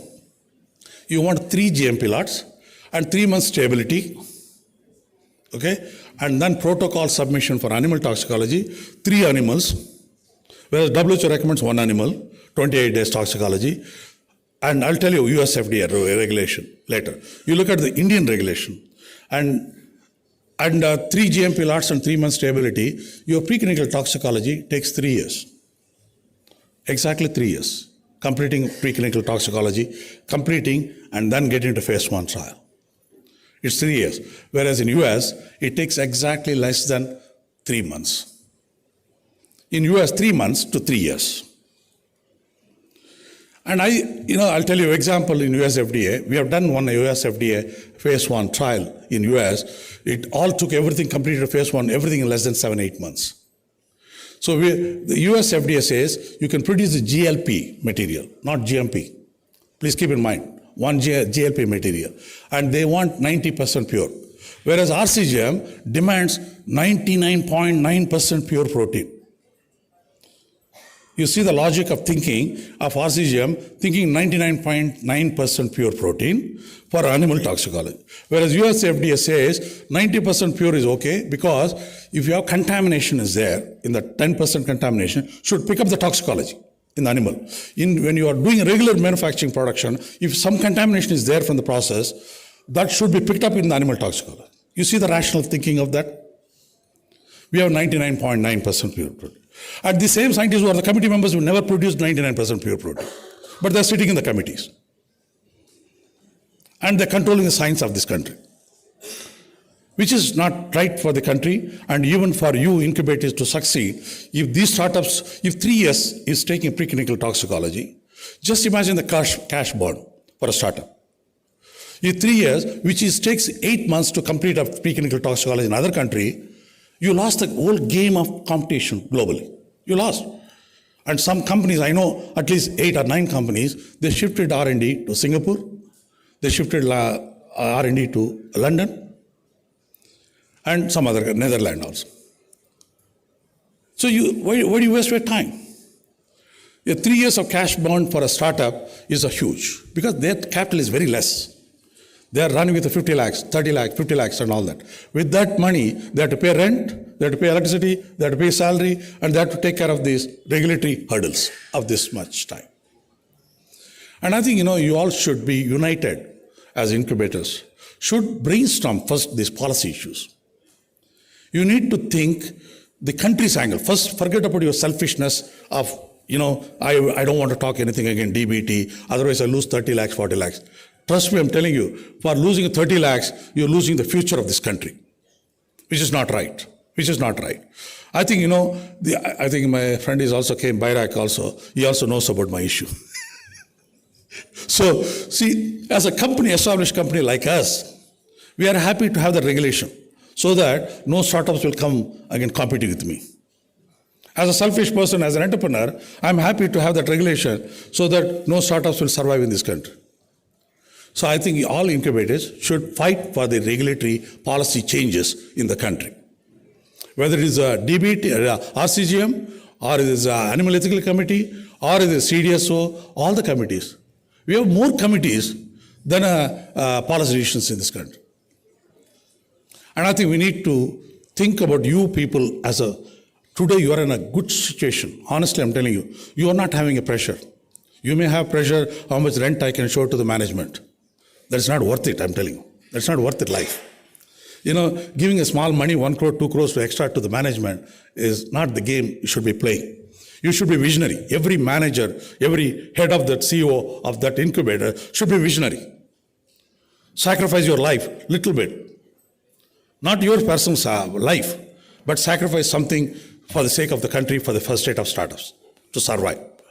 And I think, if these sort of policy decisions made, when you have predictable regulatory system in place, take my word, every private equity, every venture capital will flow automatically. When I asked the private equity people, I said, I don't even know what your policy decisions in this country is. Is it something for you possible phase 1 trial in 6 months? Is it possible? I don't mind taking investment. I will take a risk and put the money on the table. But I'm not sure.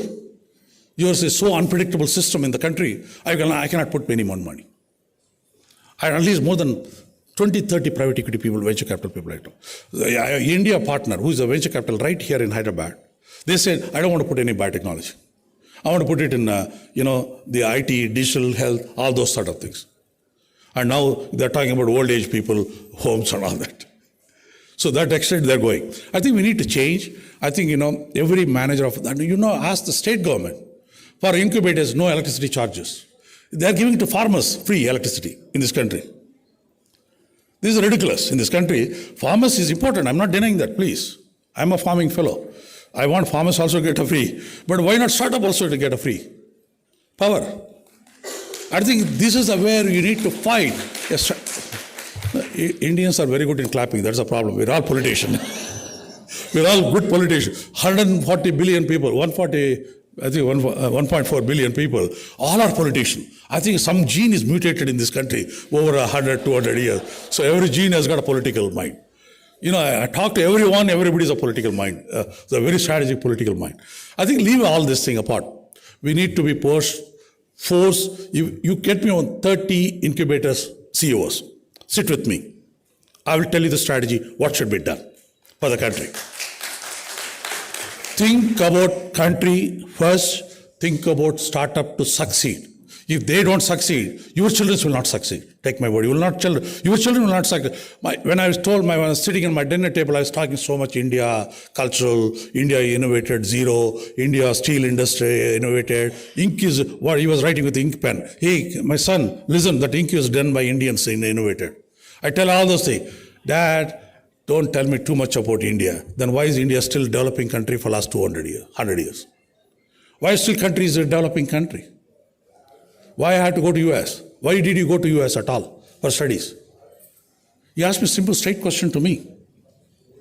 So I think, the time has come for all of us to join together. One goal. How do we do startups to succeed in this country? If startup succeeds, innovation succeeds automatically. No innovation, nobody teaches in a classroom. If your policies are very critical, very scientific, and very rational, we are not asking to compromise on us. Suddenly when I ask some regulatory to ease up, one of the regulatory guys tells his secretary, no sir, we will sacrifice the safety of the people. You mean to say who will sacrifice the safety of the people in this world? Which startup will do that? Hurting somebody? Nobody will do that. But that political mind of a scientist immediately spoiling somebody's mind. You see how we work together as a country? If I talk here, 50% will say Dr. Krishna Yella is good. No, why? 25% will say Krishna Yella is good. 75% will say he is bad, he's a crook. That's how our minds are. We don't look at it society angle. We look at a personal angle. And that we should get out of it. We should look at it society angle, how the startups can survive. Please think that your children, government, we should ask the state government. Don't ask cheap things. You go and ask for money. The government doesn't want to give money because government wants money now. Now politicians are asking us, industry now, penalizing us. My constitution is there. Under CSR fund, you can't take care of my constituency. So that pressure we have right now as industry. 10 ministers are calling, each state is calling, take care of my constituency. I'll give it to my constituency to you. But I will contest election, but you take care of the remaining all those things. So don't ask money. You ask intangible things. You ask intangible things. Ask for electricity free. All startups will be free. GST free. Because your service is GST service tax. Am I right? So you should ask for elimination of that. See, we have followed in GST, we are setting up Odisha Biotech Park in Bhubaneswar. We have fought with the government and we got a wonderful policy. We said every woman who works for an intern for 5 years, the government will pay 15,000 rupees. For a man, 13,000 rupees. 1-3. So very good discrimination right there. Okay? So men is going to be more discriminated hereafter. So it's good actually. See, because the major in the biotechnology sector, 50% is woman force. We need to get them into the inclusivity in the working force. That's a good policy. We proposed actually. Mrityunjay is there. So we passed a gazette notification, 15,000, so that now you have to think as incubator managers, how I can integrate that into the startup culture, build a skill set. You need to think innovative way now. So now that there is a lot of money for a skill set available. Now I'm going to recruit somebody, give it to the startup company. That startup fellow will be subsidized by the government program and a skill development program. So you are achieving two things. One, startup gets a subsidized manpower. Number two, the skill set of that candidate who has graduated MSc Biotechnology, who has got only paper degree, not a skill set, you automatically build the skill set with him. These are the intangible things you should fight for with the government. Otherwise, we are not going to succeed. And we have set up a food park in Bangalore. The reason we set up food park, how do you bring innovative ideas in food? So I'm a chairman of CFTRI and NIST and all that. I've seen where we lead to food science. Because the next problem is going to come is food security for the global. Food security is one of the major thing you're going to see. Inflation is going to drive, the climate change is going to change, and the number of people working in the agriculture is going to go down. All of the things are going to change the game, and the food security is going to be a major game. And India can play major player in the food security. Because we are the only country which has got 365 days sunlight. No other country has got sunlight 365 days. So we can make changes that can happen for global food security point of view. So what policy is required? That we need to think. And medical devices, is a medical device easier technology? Because it's a less regulatory issue, that's why medical devices succeeded, some partly. Whereas biotechnology, we are not able to succeed because of the choking of some of the regulatory systems. And please, all incubators, managers, please, at least 10, 15 managers, join together a strategic thinking. What is that you should do for next 1 year? Because we don't plan 5 years, please. All of our life is 5 years, we are not sure whether we are going to be alive or not. Okay? India government always thinks 5 years, 20 years, 30 years. All bullshit. There's no value now anymore. The science is changing. Science is rapidly changing. I've been telling the structural biology, I gave a talk in University of Hyderabad, how the structural biology is changing the science. You see how structural biology got Nobel Prize now. DeepMind, artificial intelligence. They say 200,000 protein, with artificial intelligence, they solve the protein structure. You don't need a crystallography now. Whole thing changed, field. The structural biology is going to try it today as a vaccine company. I feel that I'm already outdated now. How do I bring the structural biology into the vaccine field, into the enzyme companies, and into monoclonal antibodies? How this whole thing is going to change? You see now, next 2 years, whole science is going to change of structural biology and artificial intelligence. How that is going to have an impact on what type of protein. You're going to make some recombinant enzyme for a structure for the textile industry or whatever it. You're going to see a different structural biology of that get in, which is thermostable, which is going to catalyze at 1/100th of the quantity of the protein. Everything is going to change, science. Whatever people are making monoclonal antibody, they're producing, they're happy with 1 gram. Now I come out a company from California, is coming at 10 grams. They put a chaperone gene in CHO cell line, and they made it, because when you have high expression 10 grams, you get an aggregation of the protein. So to prevent the aggregation, they put a chaperone gene, and so that aggregation is prevented. See how science is moving? And all structural biology leading into. So please think about the science is rapidly changing. Your startup culture also is rapidly changed. For that, what is the regulatory policy, financial policy, and government policies are required. That is the 3-4 policies. If you work strategically, you are going to do the greatest service to the country. Please keep in mind, you are the major pillar right now. It is not that I'm telling you because I like you people. I don't like you people actually in any case. Because you are rented, you rent people. So therefore I don't like you. But you are the instrumental for this country that you can create what can be done for the country through startup, through government, through society. A problem is there in a society. Ask that problem taken by a startup. See that the startup solves the problem of that country. I was telling Kerala government, I was there with the Kerala about 3 weeks back. Kerala government called me. They started some, like this, another program, big program in Kerala. And a biotechnology program. So I told the minister, I said, set up a skill university. He said, immediately announced it. And he also told him, I said, your biotech policy, you do one thing, one vaccine. You make it, solve the problem of Kerala. Nipah is a problem. I'll help you, Nipah vaccine. You make it happen, create a success, so that your biotech policy makes it meaningful for the state. You create a success, so that common people who are there in the society get a trust in the science. You need to create a common people to get trust in our Indian science and technology. That to create, so Kerala government, I was there putting a policy issues discussion. So I told them, I said, let us solve the Nipah problem of Kerala, where your tourism is going to be hurt. If the Nipah increases, it's giving a signal. One day it will be erupted. When it erupts, the whole your tourism will get destroyed. So let's plan. So he said, I told the minister was convinced. He said, I am ready to put resources for this. Solving Nipah problem by Kerala government itself. Not federal government, not the central government. Solved by state government itself. So they're taking decisions like that. So like that, every state can do something for that, make a success story. You are the pillars for the country. And I'm telling you, I wish you all the best. Great time, but think policy. Don't have lunches and dinners, but strategic discussion. Good luck to all of you. Thank you very much.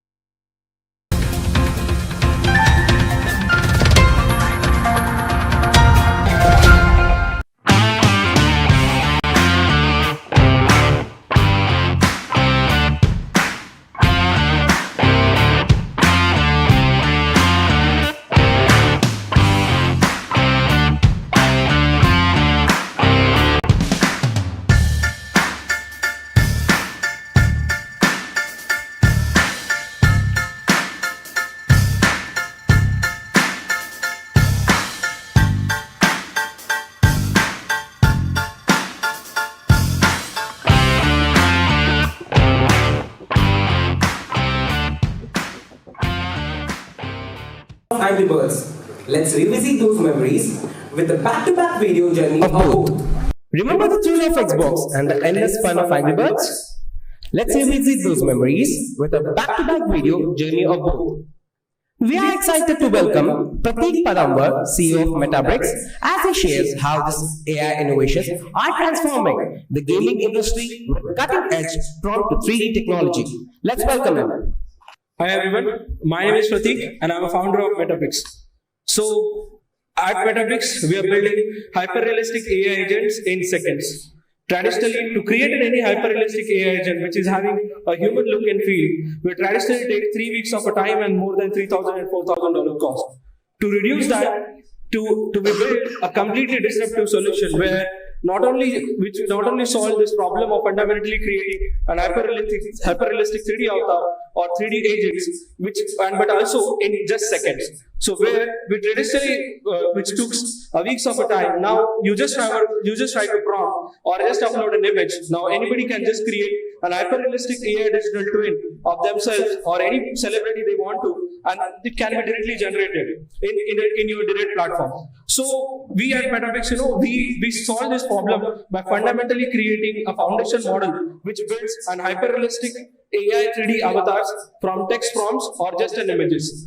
Where traditionally Heygen and Synthesia are currently focusing on a non-interactive avatar, which is just like a video avatar. Where in Metabricks we solve this problem by creating a completely interactive avatar. So we solve this with two problems. One is the ability to create that hyper-realistic character from just text prompt and image, and second, making any 3D character to speak in real time. And now, once you club these both, you can traditionally put them into gaming as an NPCs, like an interactive NPCs. You can put it into an AR, VR chatbots. You can even put it into any customer solutions, and it can also be generated thousands of AI NPCs directly from your platform. So are you excited for the demo? Okay, let's do the demo.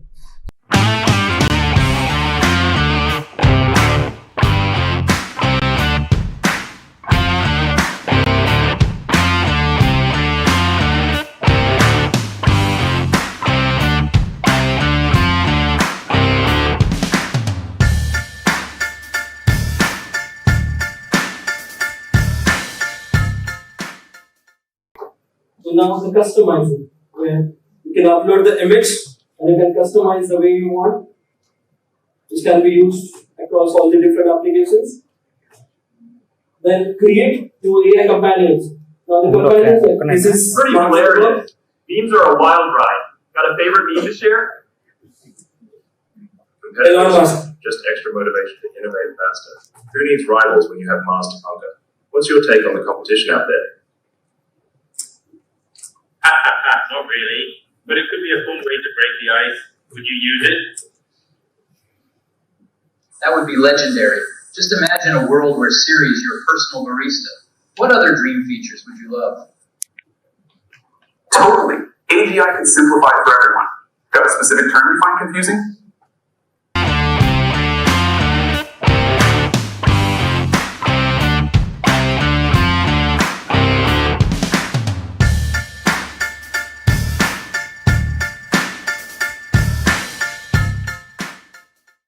You like that? You can create hundreds and thousands of AI NPCs directly inside the game, whether you Unity or Unreal. You see the process. This is called mass character creation. Traditionally, to create a mass character creation,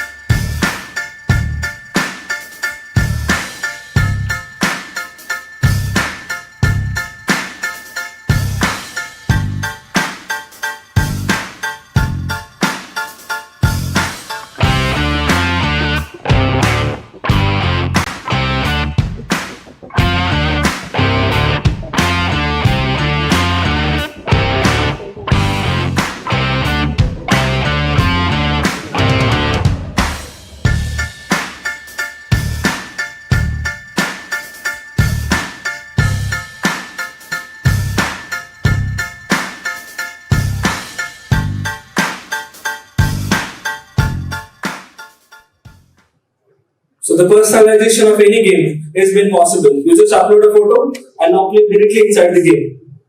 So yeah, so we are here to disrupt this entire 3D avatar character industry by just building a solution which only takes 30 seconds to create the same solution directly inside the platform. Thank you. Thank you, Prateek. Good evening, everyone, and welcome to Math Scientist Talks. Math Scientist Talks are discussions on emerging technologies by professionals who are shaping the tech for good. We host global leaders, professionals, scientists, and tech industry founders discuss their perspectives and innovations in technology.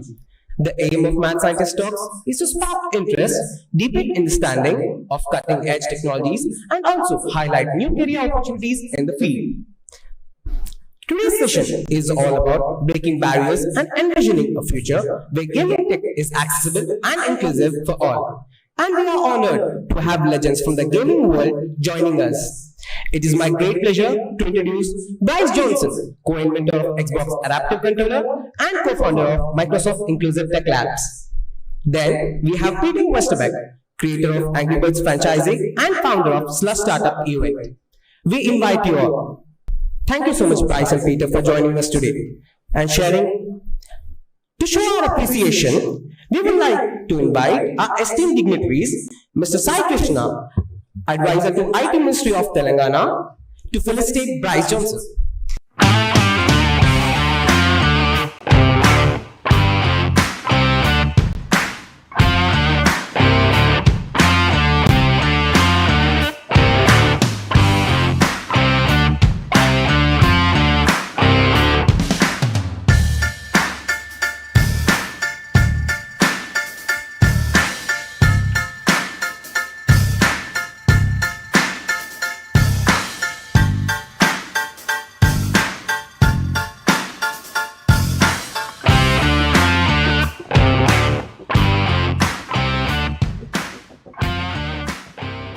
Before we dive into today's discussion, let's take a moment to get to know our incredible speakers a little better. We have some clips that showcase the groundbreaking work of Bryce and Peter in the gaming industry. These moments highlight their journeys, the impact they have had on the gaming world, and how they're championing accessibility and creativity for everyone. Let's watch and be inspired by their stories.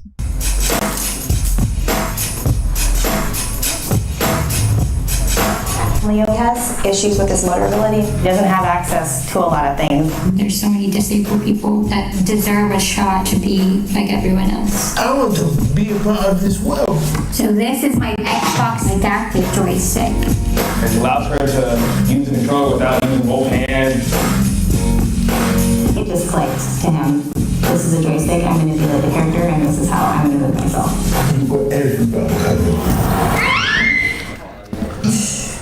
This is how we do it. This is my fun stick top on. You can get different sizes, and this is what I use to make it easier to maneuver. You can get bars from the Xbox standard, then you can go somewhere else and get it printed. Be yourself, design it how you want. You're playing with your Xbox controller. Right side. With the Xbox controller assist, when he needs help, when he gets stuck, I can at least hit the gas for him, then he can control the rest. Having the joystick levels the playing field for him. Your character, you can fight, he can do everything you can't do. He enjoys winning and will definitely let me know when he does.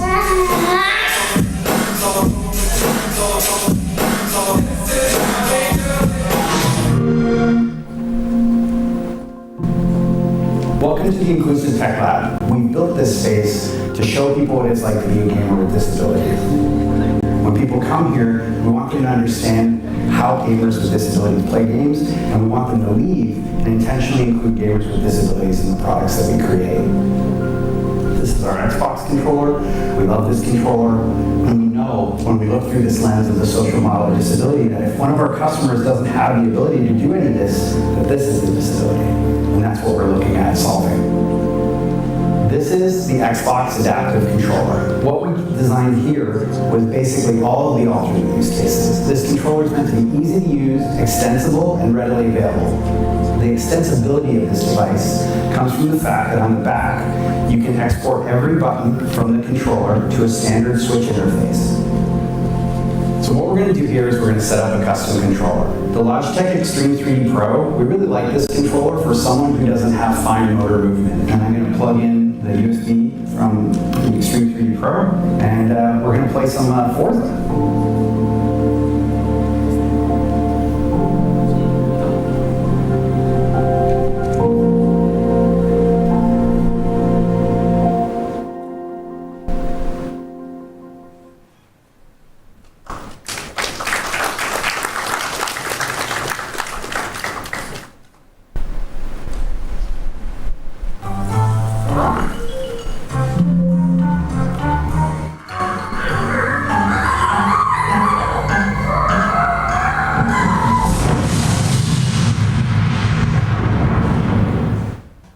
I'm Peter, and I'm the Mighty Eagle and CMO, so kind of like the marketing guy at Rovio.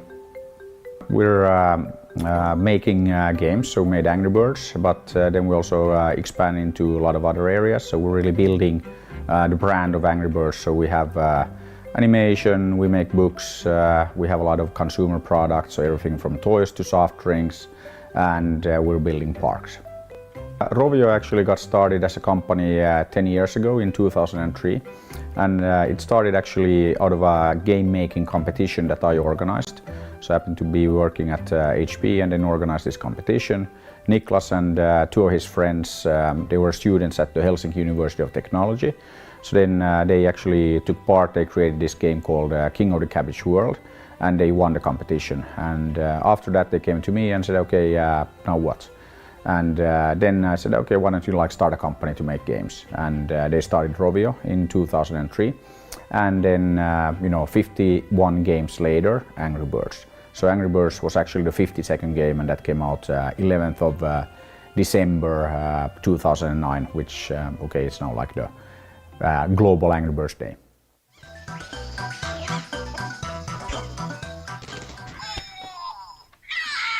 So yeah, we're coming out with a line of toys as well, and this is actually the first one. Let's see here, and it's actually pretty cool because it's a slingshot toy. So you can actually, it makes the same noise as in the game, but you can actually shoot it.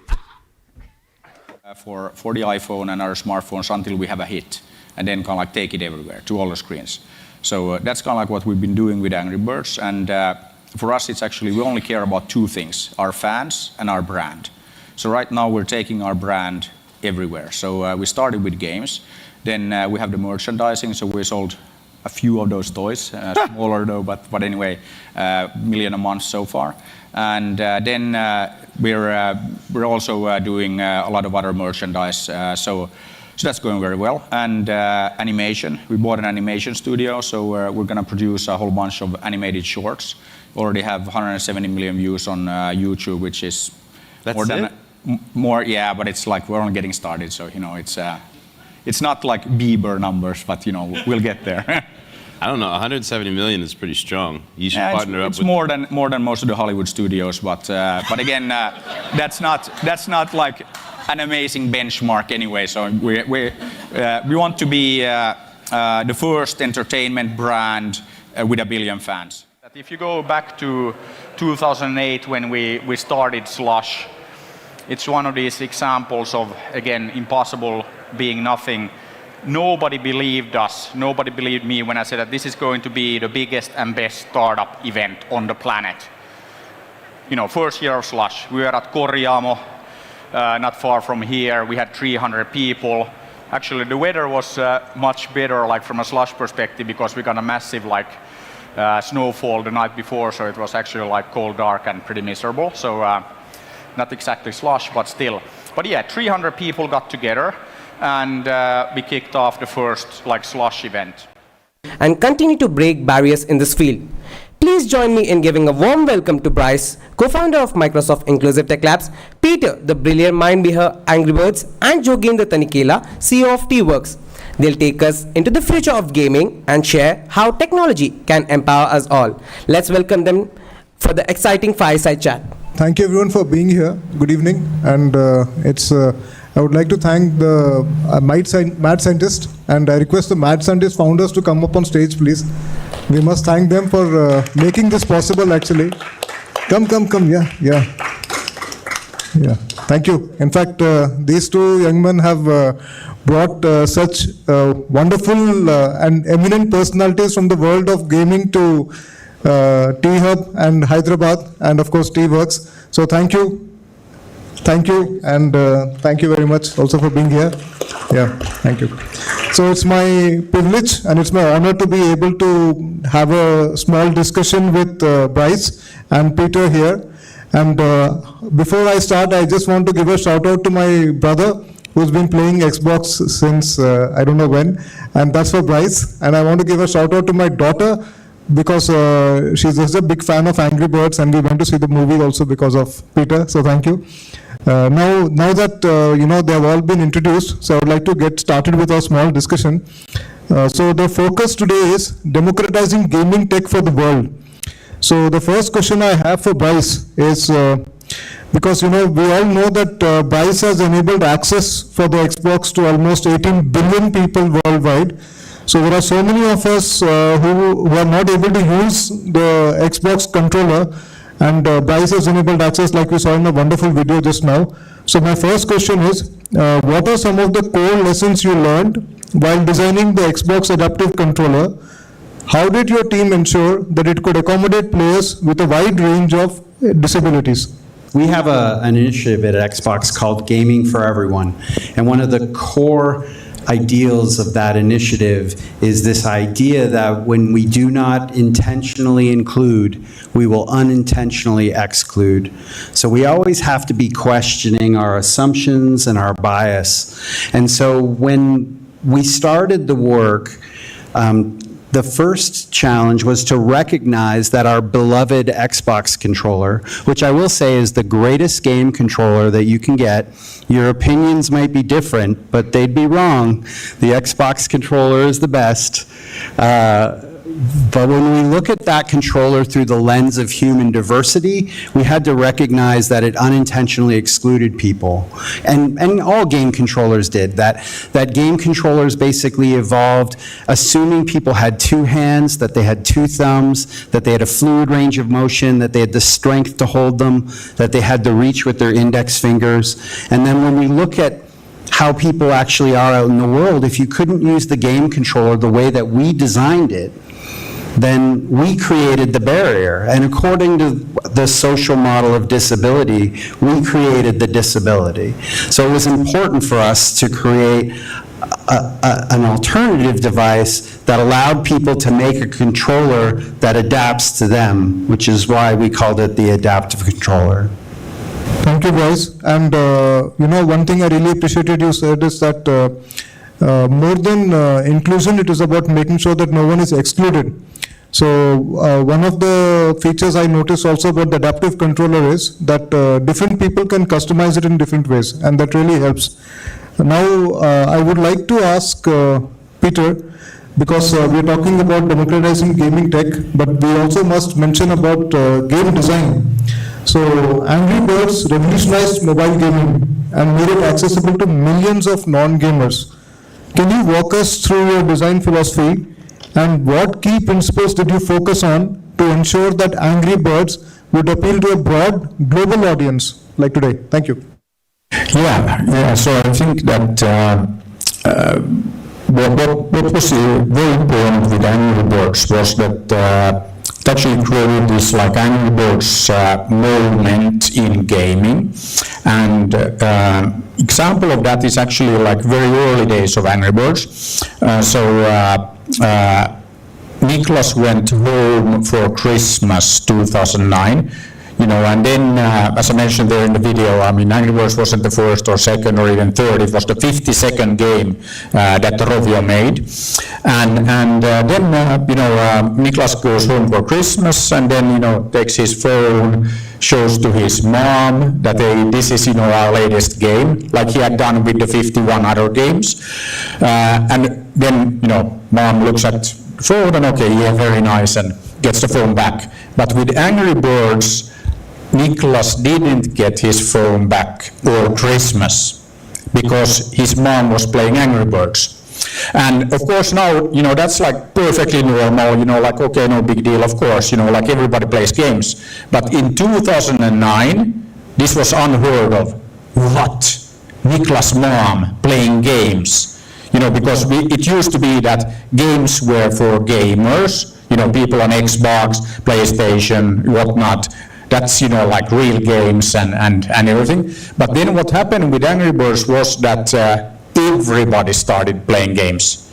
And I think like almost every day somebody comes up to me and that, like, I never play games, I play Angry Birds. Or my wife never played games, played Angry Birds. So that was like really massive. And now we all take it for granted. We all here, we play games, but we are not gamers. Because it's like normal. That's like everybody with a phone, of course you play games. And I think that this was really important in expanding the market and making it kind of like normal and acceptable to play games. I think this is something that is really, that's democracy. It's for everybody. And then if you look at the design, I think that has everything to do with it. So, Angry Birds was one of the very first games that was really, really designed for touch and for touch devices.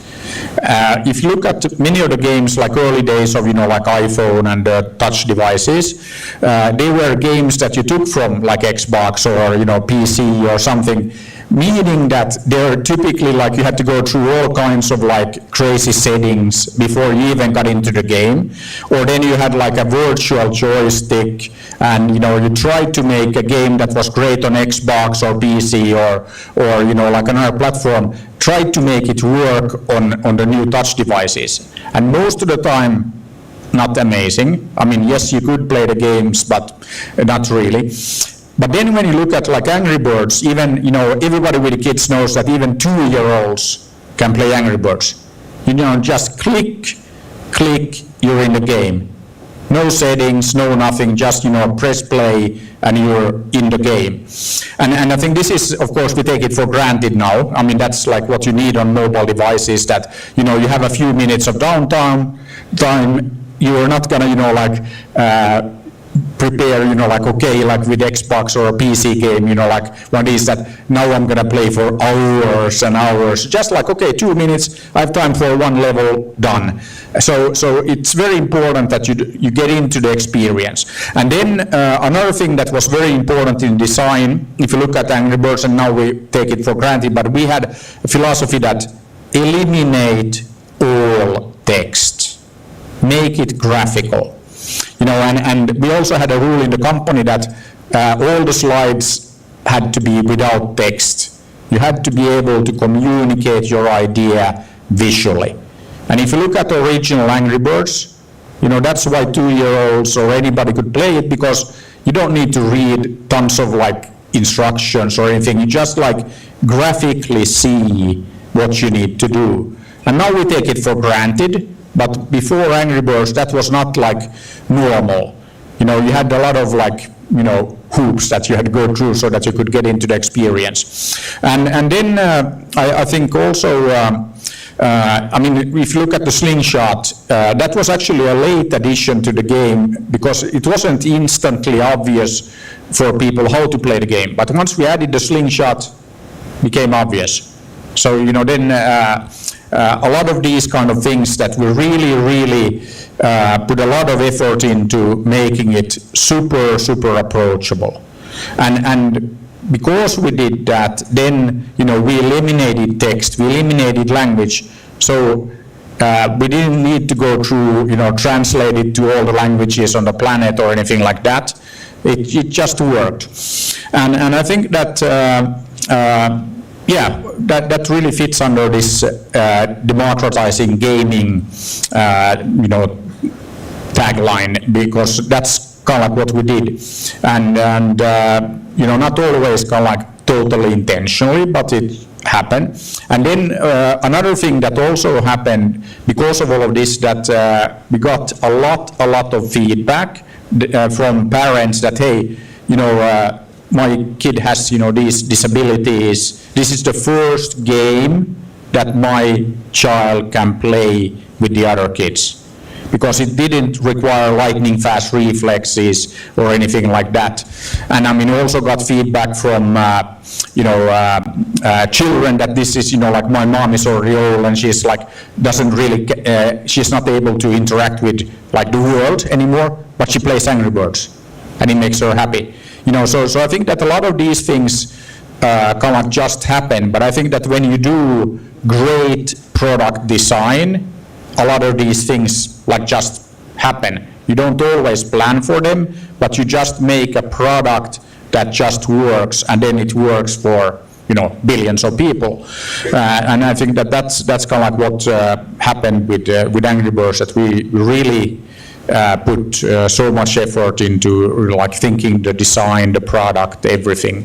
And as I said also there in the video, that we really like for us it was about fan experience. So all about the fans. So we didn't talk about users, customers, whatever, but really fans. That needed to be the level of the experience. And then we took the brand, not just to games, but we took it everywhere. And that was also very much kind of like by design. That's was because we had experience of making 51 games before, so we knew that it's super difficult to make a hit game. So once you have a hit, you go all in, you take it everywhere. And for us, everywhere was not taking just the game everywhere, but taking the brand everywhere. And then many people started telling us that, hey, what are you guys doing? Like you're a games company, you're making toys, soft drinks, parks, like everything. Like you should focus. And then I always tell people that we are very, very focused, but we're focused on providing Angry Birds branded experiences in all forms and shapes for our fans. So very focused, but the focus on the brand, not just games. So that's what we did. Thank you, Peter. That was actually like a master class on so many things. And the first thing was about presentations. It's very important to have visuals only. So we start crowding our slide with a lot of text. And the one thing, I felt very vindicated when I first went to Y Combinator was that it's just a few words, black words on a white slide. So I used to have a lot of arguments with designers, I just want to have simple slides, but you have taken it one step further and removed all the black words also. Thank you. And of course, the second point which I noticed is that the slingshot came later. So, it's very, very important for us to understand that, like, we should not aim for perfection all the time, so things take time. So main thing is to get started. And of course, an important point you mentioned is that once you have something good going, just go all out, just go all out and make sure it happens. So thanks for that. And now I would like to ask Bryce about his experience working with the Microsoft Inclusive Tech Lab. Since you have been working with them a lot and you've been working with disabled communities and game designers, so could you please share a few stories from the lab, from your time with the lab? Yeah, sure. Well, the lab started as a toolbox full of assistive technology that I kept under my desk. And the video that you showed was the first room that we ever had. And if you go to our website, you can see the current room and see that, how it's evolved. At first, we built the lab to show our colleagues that gaming was more than just like using a controller, which Xbox was really hard. The cognitive dissonance was really difficult. So we needed to demonstrate. We couldn't show enough videos or pictures. We had to actually get people to sit down and try to play. One of the first demos that we made was play Rocket League with no hands, right? So like just your feet. And that helped bridge that gap.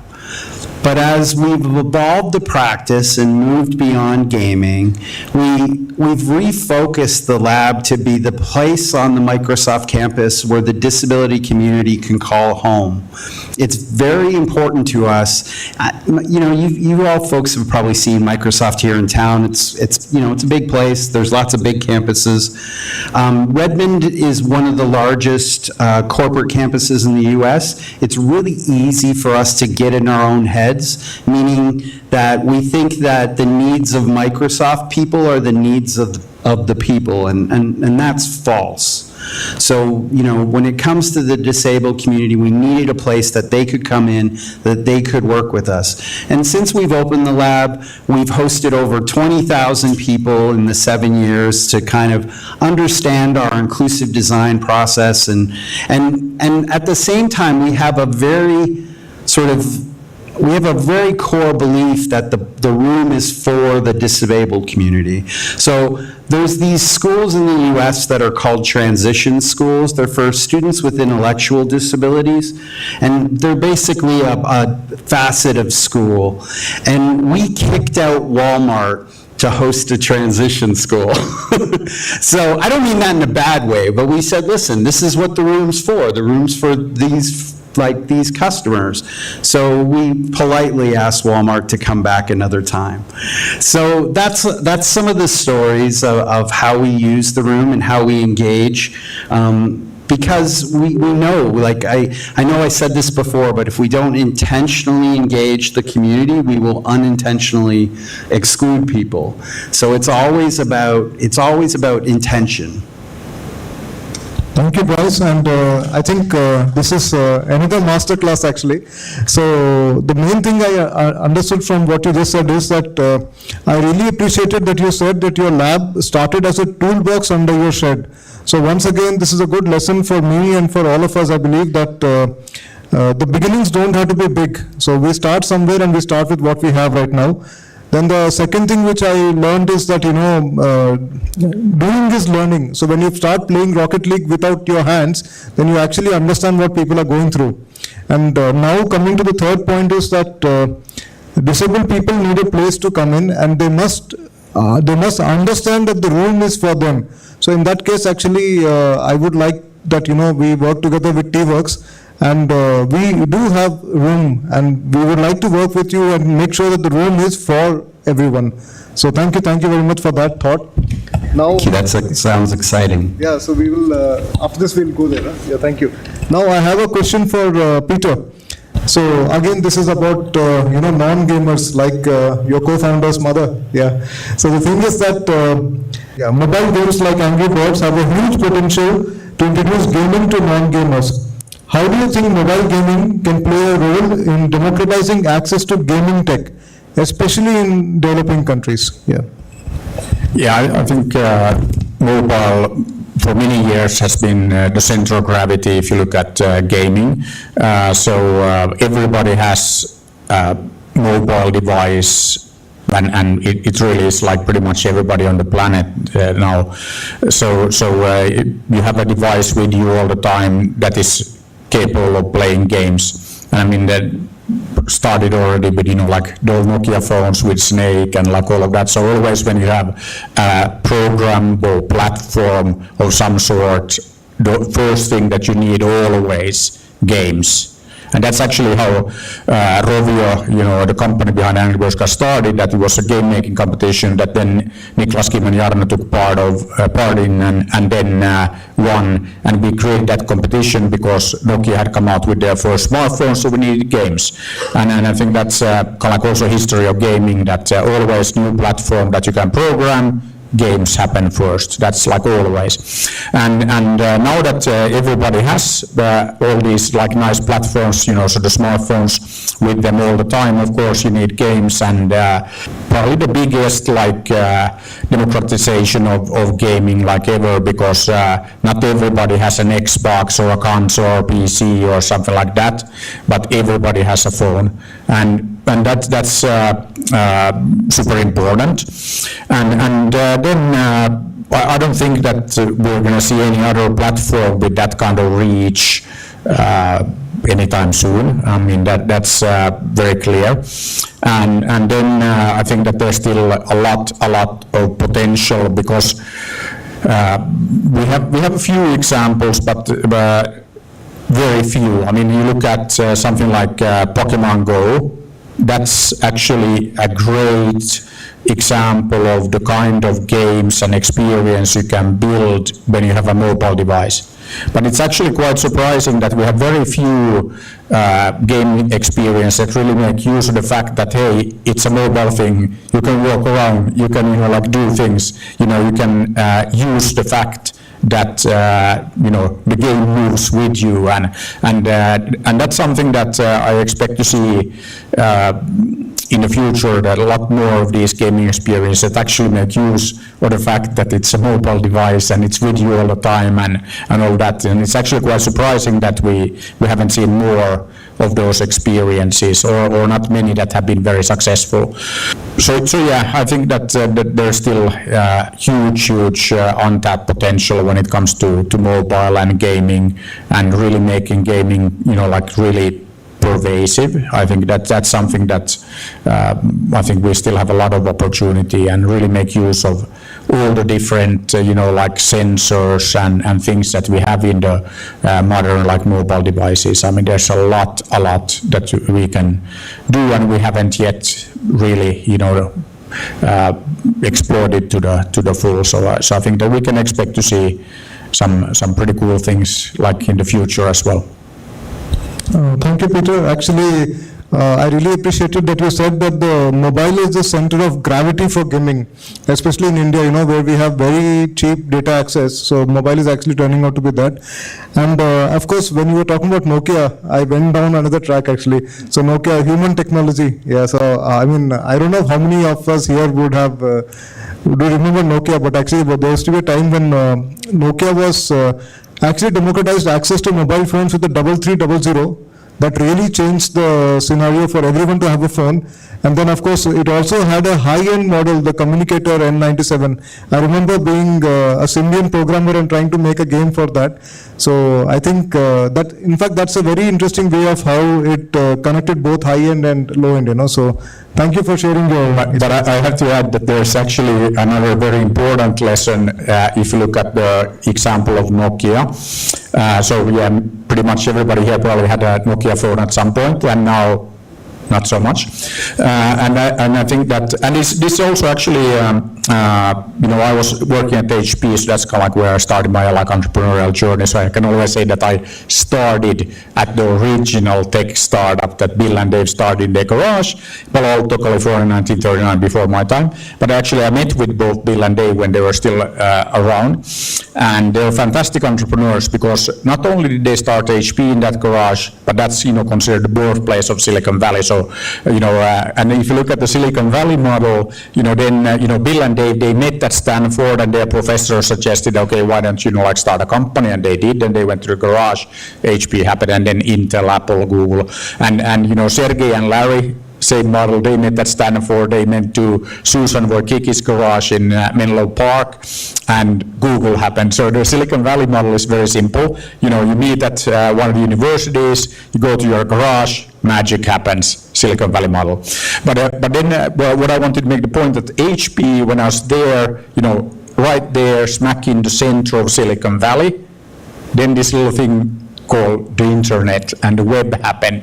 And HP managed to kind of completely, ignore that, because very, very successful in this client server wave. So selling lots of big servers to big corporations, and the HP guys thought that we figured it out, and this go on forever. And then there was this tiny little company called Sun Microsystems that started running around saying that, hey, we are the dot in .com. And then all these companies said that we need a website, we need to be online. Who do we call? Oh, these Sun guys. If you go to Facebook or Meta nowadays, to their headquarters, there is the Facebook sign.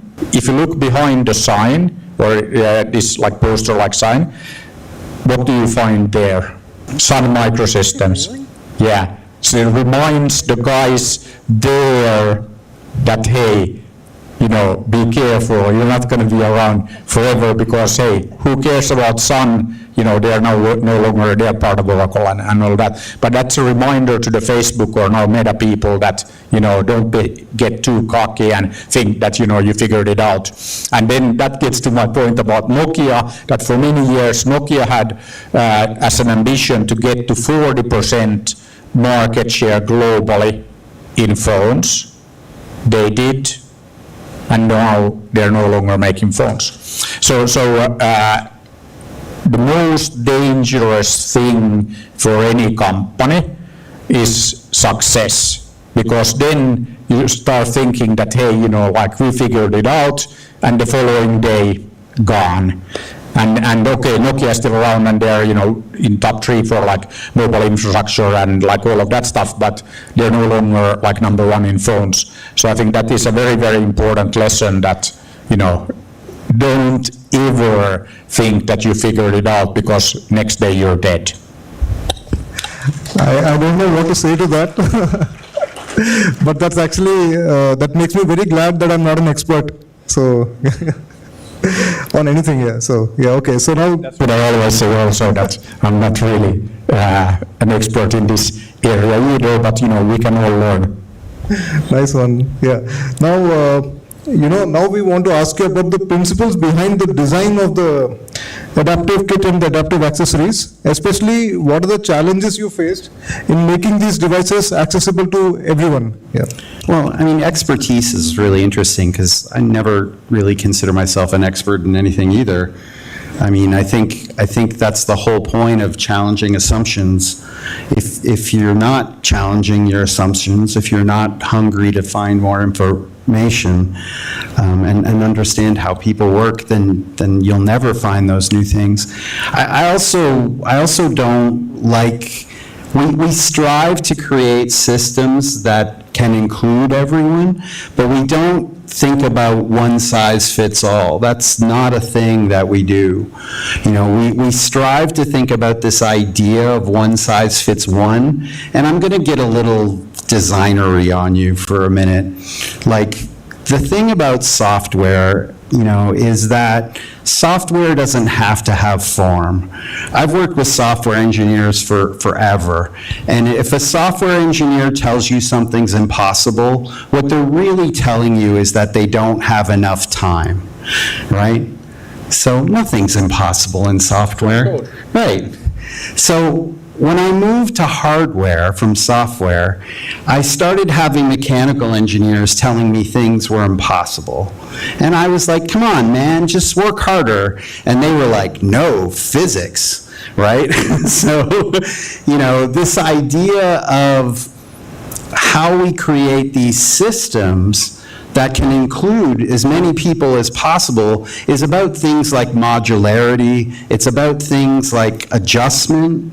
It's about things like augmentation.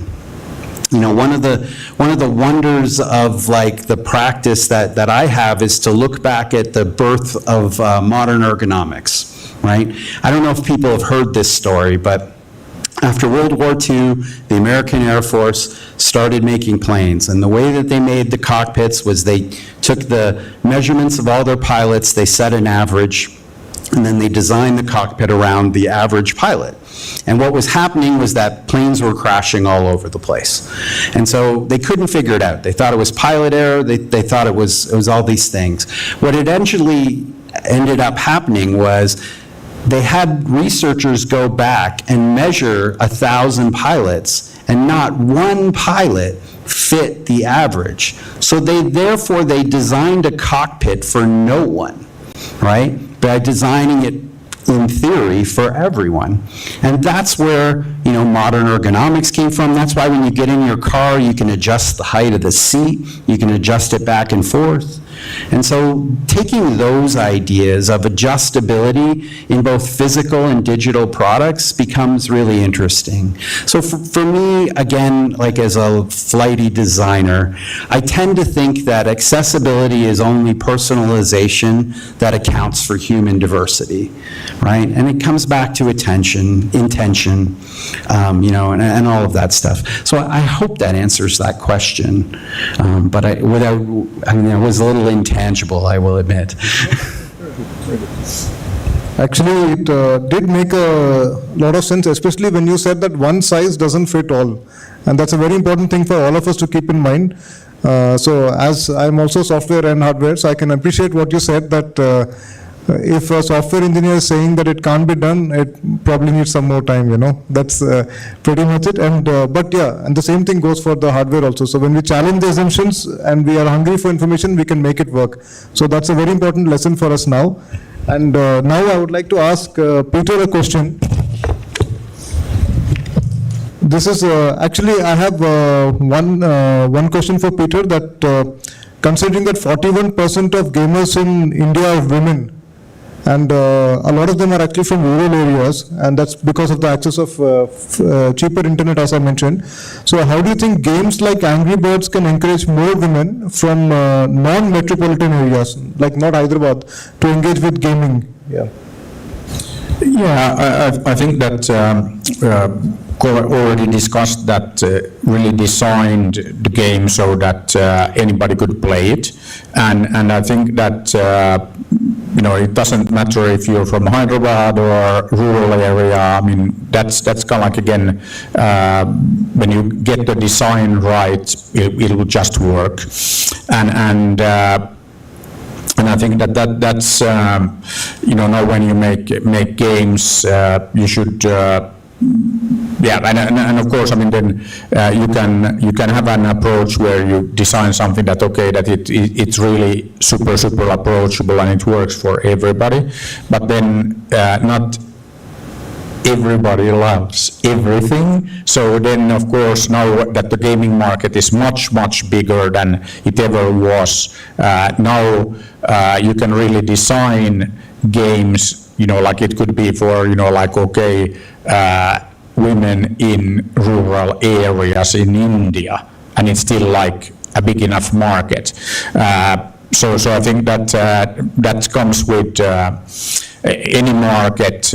When it comes big enough, then you really can start creating very specific and very like customized experiences, because the audience is big enough. I mean, if you only have like, you know, few thousand or tens of thousands of people, then probably it doesn't make sense to design a game. But then you can very easily, you know, like, you know, rural area women in India, it's massive. So of course you can create a game that is really like specific, and yeah, I think that comes with any market, and it's big enough, then you start seeing specialization and very like targeted games and other experiences. So that's kind of how it goes.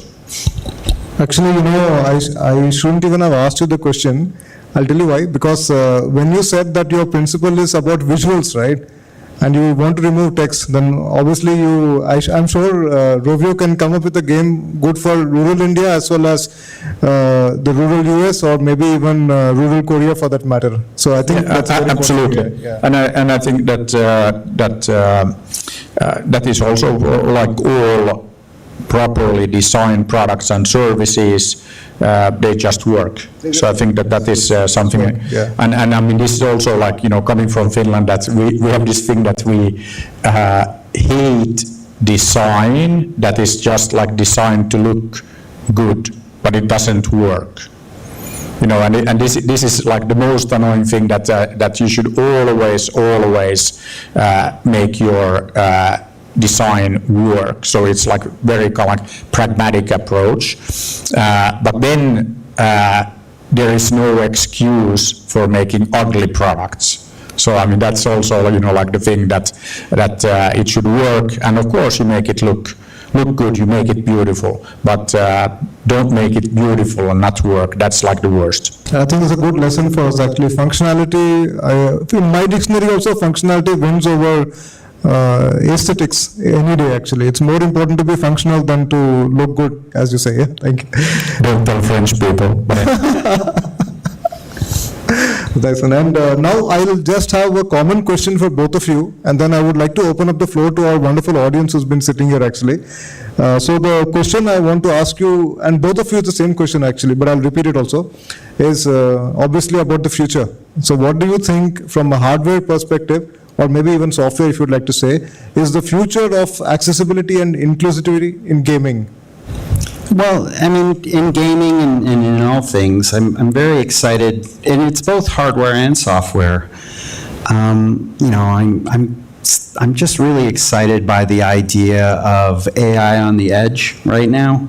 I mean, I think this idea of being able to transform content, and a lot of the content people in here might get a little mad at me, but this idea of being able to transform content from one form to another on the fly really opens up a lot of potential for people with disabilities. I have a friend who has very, very little mobility. And you mentioned, you know, the twitchiness, right? So he has no twitchiness. He wants to play the guy at the Destiny hub that sells you stuff.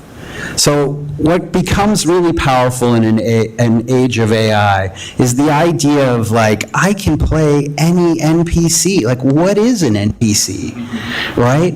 And it becomes really powerful to think about just being able to transform one game genre from one thing to another, and potentially on the fly for the situation.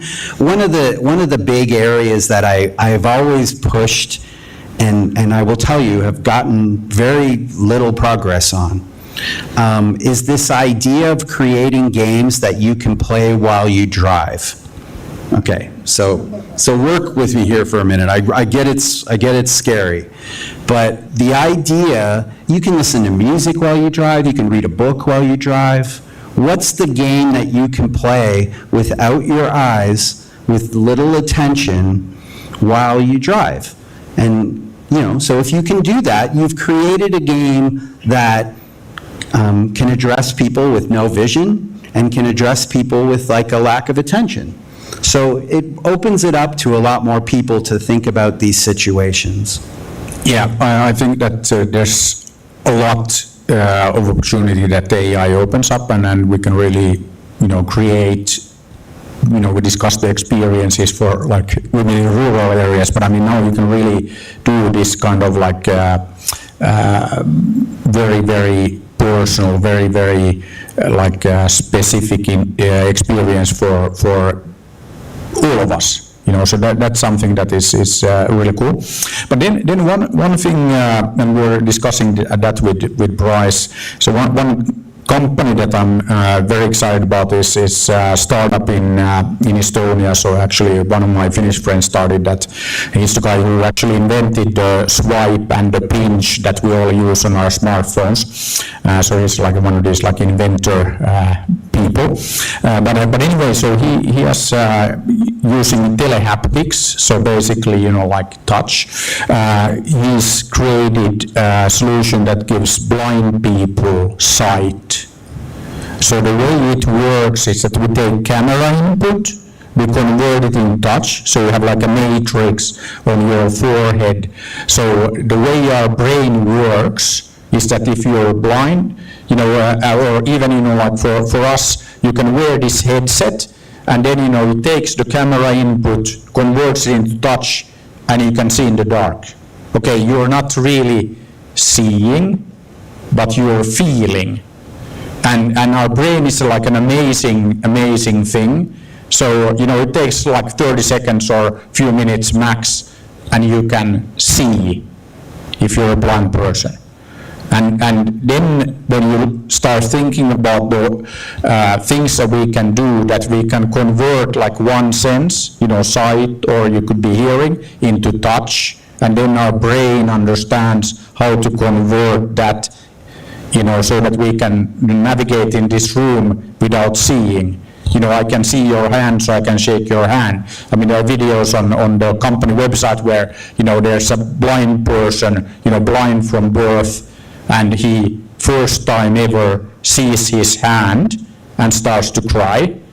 You know, so those kind of technologies are crazy powerful.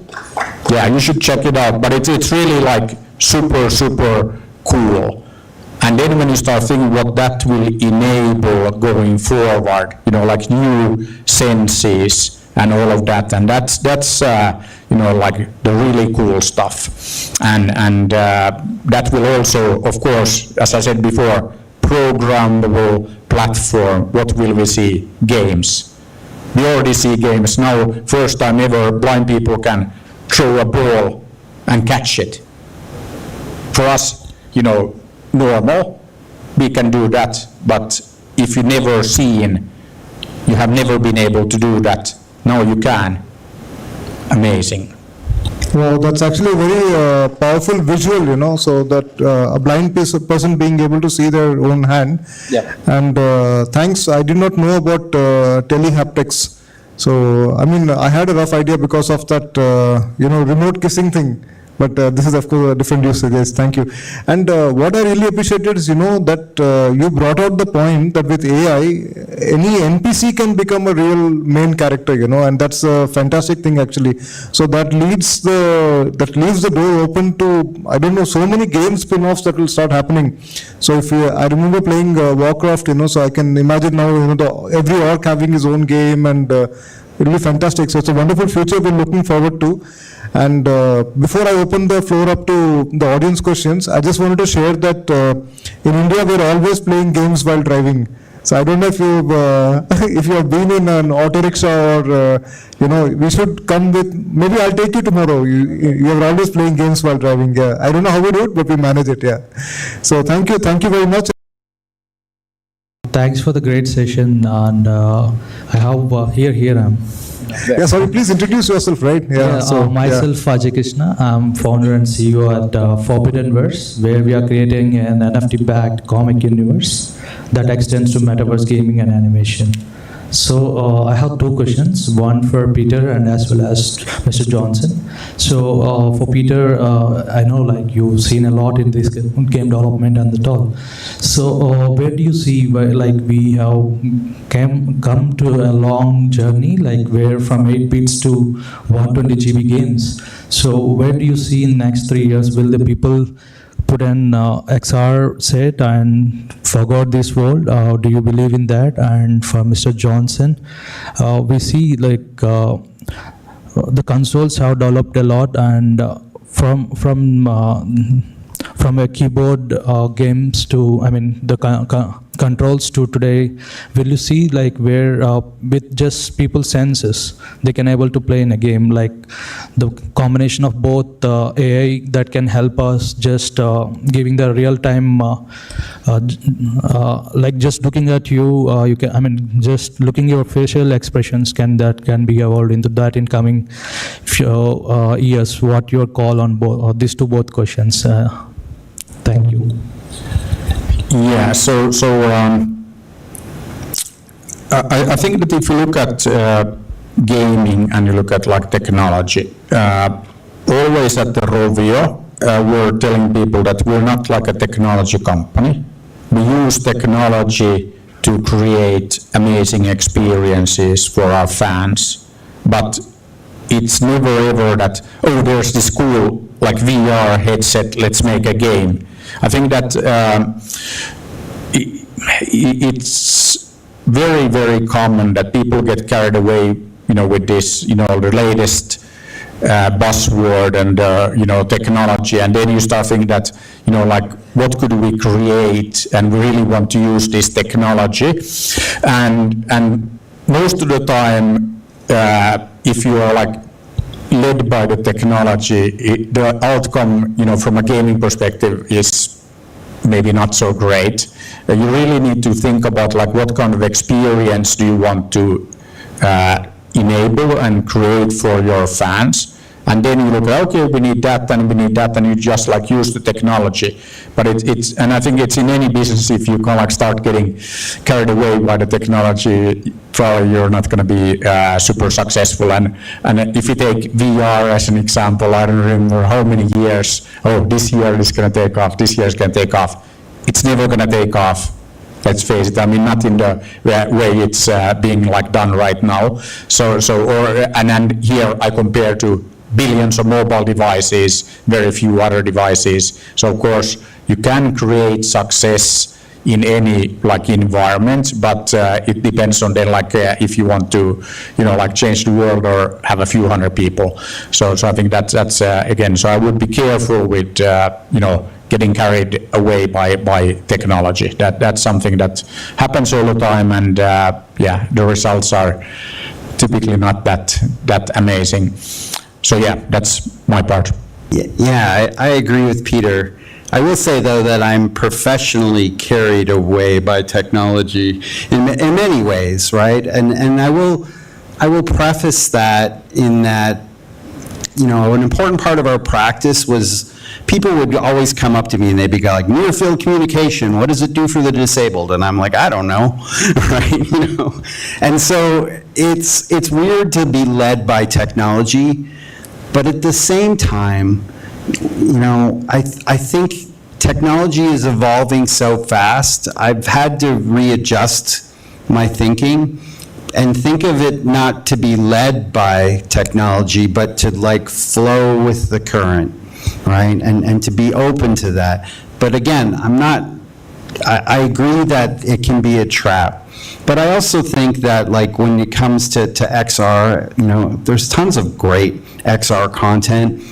But I think it'll become even greater when it's not forced to be XR content, right? Like, what's just great content? So. Yeah. Thank you. In fact, that was two wonderful viewpoints actually, and I really appreciated the way, by the way, you said flowing with technology. That's a nice one. And in fact, I suddenly had a thought about the foundation, Isaac Asimov. So maybe we get there someday and we flow with the technology. And by the way, I don't think Palmer Lucky would be very happy about you saying VR is not going anywhere. I think he agrees, but anyway. Okay. Anyway, next question, please. Thanks. Nice questions. Thank you. Please, yeah. Hello. Yeah, here. Yeah, good evening, guys. So I have a question, Peter. So is it the games right now more experience-based or content-based?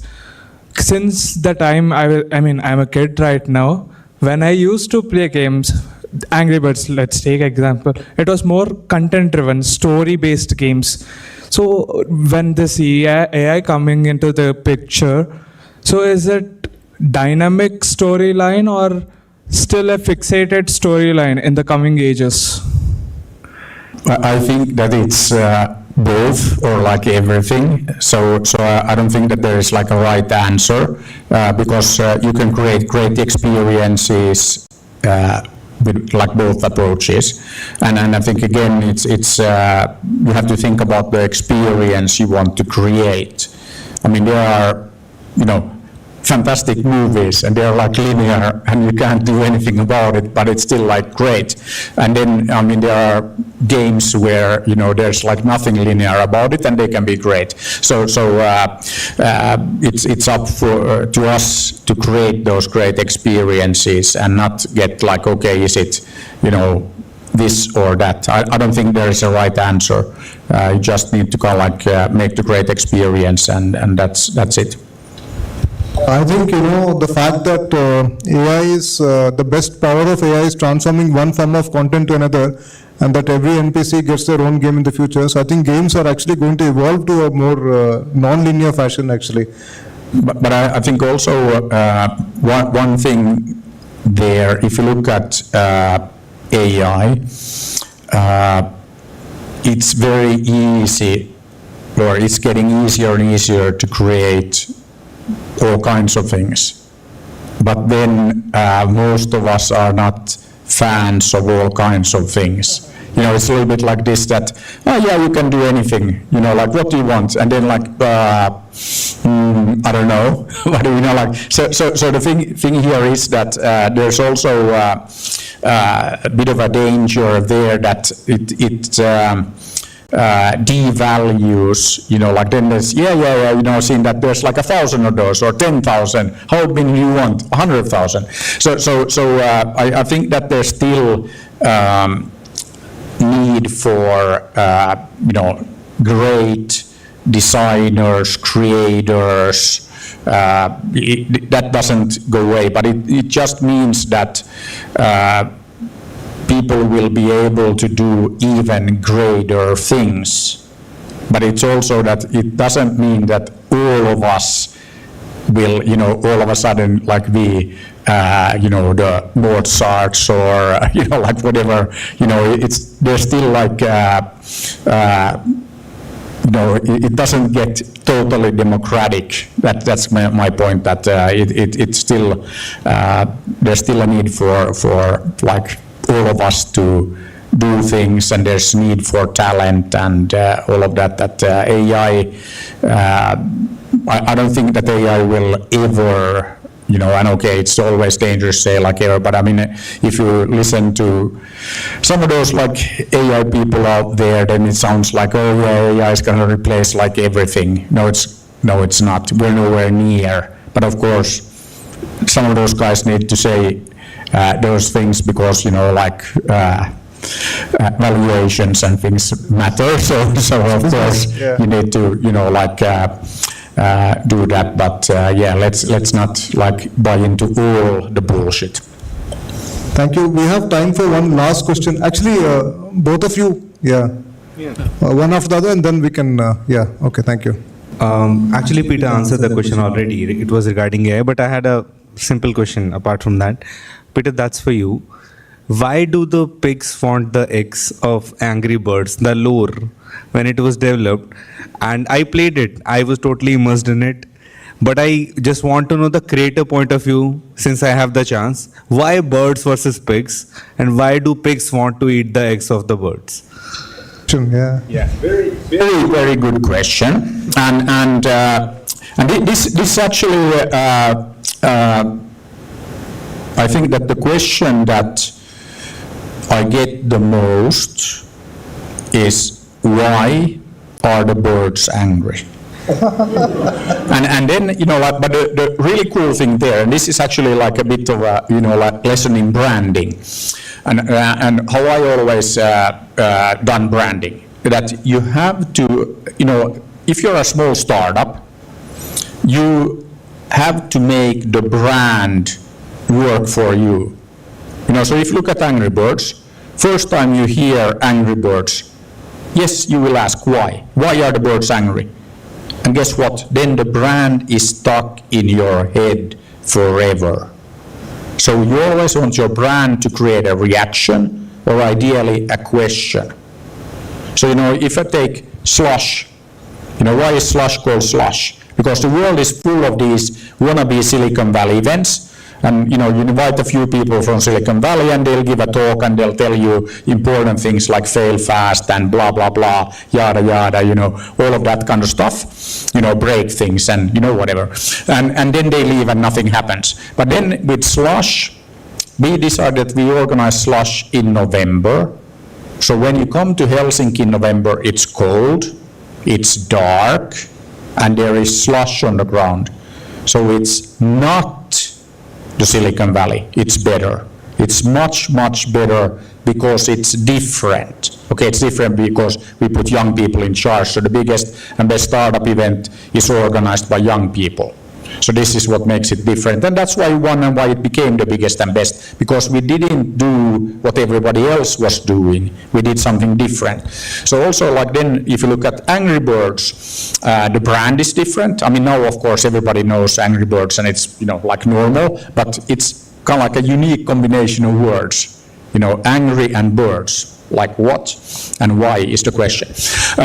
So then if you look at how the game came to be, it actually started with the birds and the bird characters. So Jaakko Iisalo, one of our game designers, he had been drawing these like bird characters for many years, and then he was pitching a new game idea that featured the birds, very different game mechanic, but and nobody really cared about that. But everybody immediately fell in love with the characters, that hey, we have to build a game around those birds. So that's like how it started. Okay, then many different ideas and all that, and okay, then it narrowed down to this kind of gameplay that we had, and then of course in any good game, yes, now we have the somewhat different hero characters, and we have the birds, but they're like angry. So then you need to have, the enemy. And of course, everybody now knows that, green pigs steal eggs.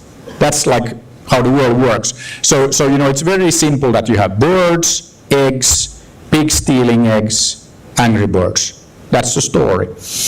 So birds came first. Then we needed pigs, of course, green pigs, why not? And then, have the pig stealing eggs, and then you have the whole thing, and it's like there, and it's very easy to understand, and you all remember it, and you will tell your friends. So that's kind of like how it happened. And then, a lot of things like, for example, like one very iconic thing, besides like the bird design and like all that, but it's also the laughter of the pigs. That's actually developers at the Rovi offices late one night after a few beers. So that's like how we created that. So it's like very, very like authentic and very annoying when you play the game. Then, there's a lot of like things that we put into the game. Actually, one thing that also created some problems for us, but that made it kind of like very organic, that there's a bit of randomness. So you can never replicate the same like slingshot of the bird exactly. And that's just like life, that there's always like a bit randomness, that it's not perfect, and that makes it more like organic, and I think it's very important. But it was very difficult then when we wanted to take the game and create these competitions and all of that, because then like if you can't replicate, then it's a bit of a problem. So if you play the Facebook version, it's actually like a bit different, and you can actually replicate and all that. So there's a lot of these kind of things. But yeah, so that's bit of the story. Thanks for asking that question. And I know we are running short of time, but we don't get opportunities like this again. So I will. So there's two questions. One is from this gentleman, and then one behind him, and then we'll close. Thank you. Yeah. This is a question to both of you. I think because games are such a unique domain in which we go into them with the intention of enjoying difficulty, and these are how do you think, are there areas in which we can extend that? Like what are the learnings we can take from game design, and what are the other areas we can apply them? Because there's obviously, when children are exposed to games, they're going into an area where they're sort of enjoying this difficulty curve, and a lot of skills in life, obviously it rewards you to take on things that are difficult and solve problems with and a sort of cascading or increasing level of difficulty. So that was the question that I had. It's really interesting, right? Because, and it's a good observation, right? Games are challenging. Challenging is fun. Being challenged is fun.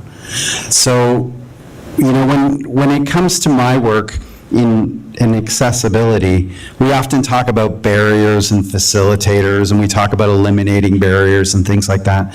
But the thing is, with a game, if you eliminated the barrier, it wouldn't be a game, right? So it's about right-sizing the barrier. It's about tuning the barrier. Easy, normal, hard is not enough, right? You need way more tuning than that to account for human diversity. But I do appreciate what you're saying about extending this idea outside of gaming, because I do think that we all want to be challenged and live up to that challenge. So it's a really good observation. I don't know if I answered that, but I'm really glad you asked it. I think that we can apply to pretty much everything, and education, obvious area, and I think that it all starts with the fact that, how do we humans learn? We learn through play. That's just like how it works. And then, unfortunately, our educational systems, most of the world kind of like tend to forget that simple fact. And then we turn education into something not so fun, not so game-like, and that's really stupid, because we should actually, let kids be kids for as long as possible, and kids learn through play. That's like natural. So, like, why wouldn't we like that to happen? And why wouldn't learning be like enjoyable? It doesn't have to be, like not fun. So I think that, we can apply, gaming and great game design to like pretty much everything. But education, I think, is like really obvious. First of all, I'm very much privileged to be here, and I'm very happy to see you, both of you gentlemen. So my name is Mutir, and I'm the assistant manager for Planet One Immigrations. So the questions is for both of you, even to Bryce and Peter. Nowadays, you can see the kids who can't even speak much, who are younger than 2 or 3 years, 3 years old kids. I can give you our relevant example. My nephew and niece, they are just 3 and 4 years old, but they know all the games. And whenever they snatch phone from us, they download from Play Store and everything. So games are nowadays influencing their mind, the youth, the generations, and as you say, like even to the rural areas, women's and all. Why can't we create a game which can be a very good thought of learning for even for the kids, and even for in a process of learning where we can drive them and scale up their skills and everything? Yeah, it's something that I've been working on for quite a while, and so I think that you can learn anything by playing games, but of course the difficulty is that you need to bring together the best pedagogues and the best game designers, and most of the time they are not the same people. So it's quite challenging to kind of like build teams where you have both, and we have many examples where you have one side that great pedagogues and really like bad games, or then great game designers that have no clue about like how learning happens. So then it's a great game, but did you learn anything? Not really. So there are a few examples, but not that many yet. But I think that we will see a lot of development, and hopefully also like some very, very big success stories. I mean, we have some examples, but I think that there's still like a lot of work and a lot of opportunity. So definitely we should expect to see some great and like really fun learning games. Hi, I'm Sankha Mukherjee, and really nice to see you two all here. And the thing is, what I wanted to ask, it is to Peter. Angry Birds has become a really popular game, and as well as a cultural icon in the whole world. What were some of your key decisions to turning from a popular game to turning into a cultural icon? So that is my question. Yeah, I think that like touched on that already earlier today, that for us it was very clear that once we have a hit game, then we take it everywhere, because we knew very well that it's super difficult to create a hit game. I mean, anybody that will tell you that, we know how to make hit games, actually they don't know. And the same is true for movies, music, you name it. And like people who think that they figured it out, they haven't, and typically then, they're not very successful after the first hit. But for us, we really decided that, okay, we're going to take Angry Birds everywhere. So it was, really from the beginning the plan that, okay, once we have a hit game, we take it everywhere. So then we acquired animation studio, we did the consumer products, toys, soft drinks, t-shirts, funny hats, you name it. And our kind of like thinking was that we want the brand to be part of your everyday, and all the time. So like you play the game, you drink the soft drink, you go and buy the toy, you see the toy, you need to play the game, and then we've got like movies and like all of that. And I think that many people have tried to do that, and I mean our kind of like benchmark and role model was really in many areas like Disney, because they've been very successful creating many like franchises, many characters, a lot of like things that all of us know. They haven't been that successful in gaming though, so we had some very interesting discussions with those guys also, but yeah, can't share everything.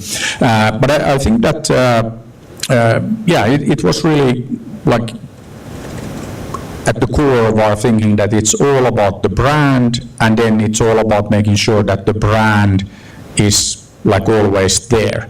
And if you talk to some of the Hollywood people, they always have this concept that that they have to let the various characters and things like rest. I mean, we were talking to DreamWorks, and then I was like, why aren't you guys doing like more with Shrek? Because that's like the only, like from my perspective, the only real success that they ever created. That Shrek is like amazing, and I would have put Shrek everywhere. And then they were telling me that Shrek is resting. And I was like, what? That's the character that everybody knows, and they want to have more. If you let Shrek rest for too long, nobody will care. And I think that kind of happened. So for us, it was very clear that we just like want to make sure that everybody lives and breathes the brand, and we managed to do that. And okay, if you look at Rovio today, so I left after we got the first movie out. I think that it's totally underexploited brand. So I think that you could do a lot more. But yeah, it's again, you have to know where you want to go. And I always say that if we don't know where we want to go, we're not going to get there. So for us, it was very clear that that's where we're going, and then we went there. So thank you to our wonderful panelists, and thanks to our wonderful audience. Sorry, offline please. Achha, and just I want to say a couple of things. One is that, Bryce, you mentioned that 20,000 people came to your lab, right?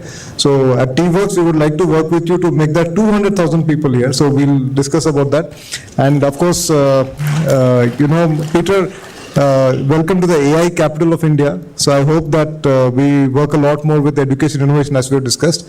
And now I'll hand over to our compere. Thank you. Yeah. To stay informed about the startup ecosystem, subscribe to MyStartupTV. Hello, my name is Akshay. I'm a development engineer at Drone Hub Technologies Private Limited. We are located in Vijayawada at present. So we are mainly into drone services actually.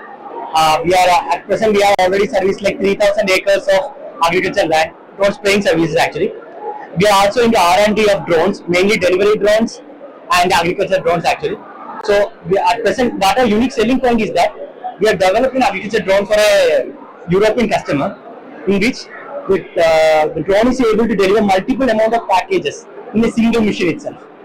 The traditional delivery drones doesn't have that capability. So for example, so using these dropping mechanisms, we are able to deliver multiple number of packages in a single mission. So mainly we got this idea during the recent flood events in Vijayawada. So what happened is that, for example, the drone delivery was taking place in Vijayawada. What happened is that the drone had to go and deliver at one place only, and the drone could only deliver to one package to one place only. But for example, 500 meters away, another family was there who might be requiring food and everything, but they are not able to deliver to that area. So using this mechanism, the people nearby, up to 4 packages, this drone is at present designed for 4 packages and 10 kg payload. For the future improvements, we are actually thinking about a 20 kg payload, more than 4 number of packages, and 8 kilometer radius. Now, for the serious customer, what we are making is that we are making a drone delivery tower, which is a unique idea. So what we are observing is that during the last mile delivery, the thing is that, for example, the delivery person comes, even for usual drone delivery also, the drone can just drop the packages in one particular area and go. The thing is that the drone is not able to store the package. So for example, we don't have any system for storing the packages in any particular area. So using this drone delivery tower, we are able to store the package in these compartments and the customer after 2 or 3 hours also, if he's not at home, after 2 or 3 hours also, he can come and take the packages. So for India, actually we are thinking is that for remote areas actually, if where the doctor is not available and emergency medical supplies are not available, we can use these towers to store that particular package in these compartments, and using we have an actual remote camera, but using a particular camera in the top, we are able to, if the person has a particular emergency, he can click the switch and contact the emergency services. And for example, a doctor can see him, and using the thermal cameras and etc. kept in the drone, the tower, he is able to identify the temperature and etc. And if he feels that medicine for that person is necessary, he can enable that, and the medicines can be dropped using these areas to the patient. And the drone, and weekly also the drone can actually restock the medicine supplies in a tower. That's what we are thinking about this one. So that's a unique idea. Thank you. To stay informed about the startup ecosystem, subscribe to MyStartupTV. Hi, my name is Dinesh Balaraj. I'm the CEO of Yali Aerospace. So we are from Thanjavur, central part of Tamil Nadu. So we are a drone manufacturer, and we focusing on healthcare and surveillance purposes. So you see here, this is a drone. So this drone can transfer up to this drone can transfer up to 7 kg of payload up to 150 kilometer range.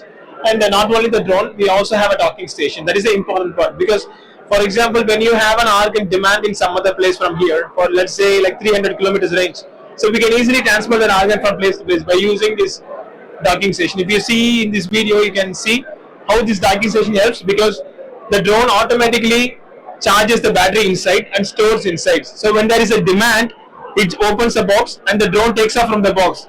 And it is also has a wind direction system. So it puts the drone into the wind direction, and then it flies off from the box and then goes to the destination, drops the package, and then comes back to the home point, and it stores inside safely. So by doing this deliver network, we are the first in India doing this stuff, and we wanted to save lives, and we wanted to support organ transportation using drone. So this is our motto, and we also focusing other sectors as surveillance. Thank you very much. To stay informed about the startup ecosystem, subscribe to MyStartupTV.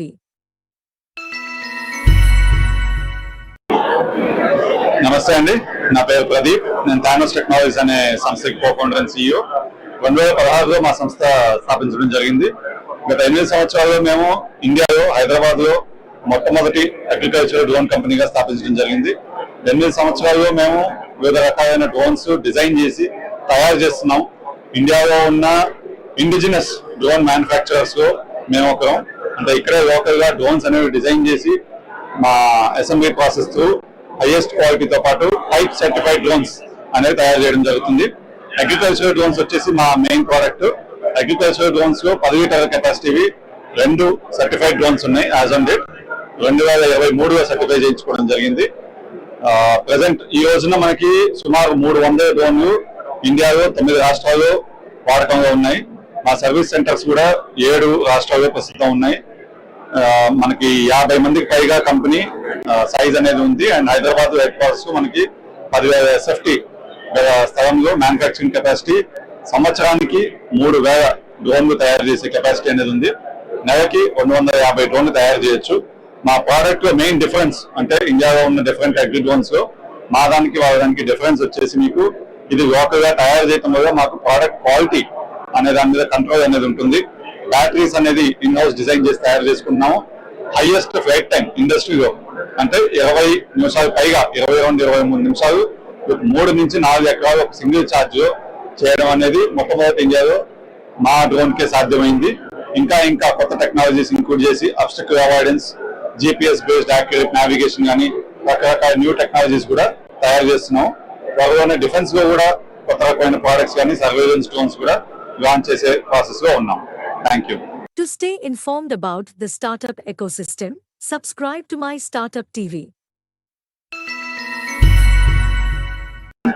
I'm Samuel. I'm the founder and the director of this company, Drone Hub Technologies.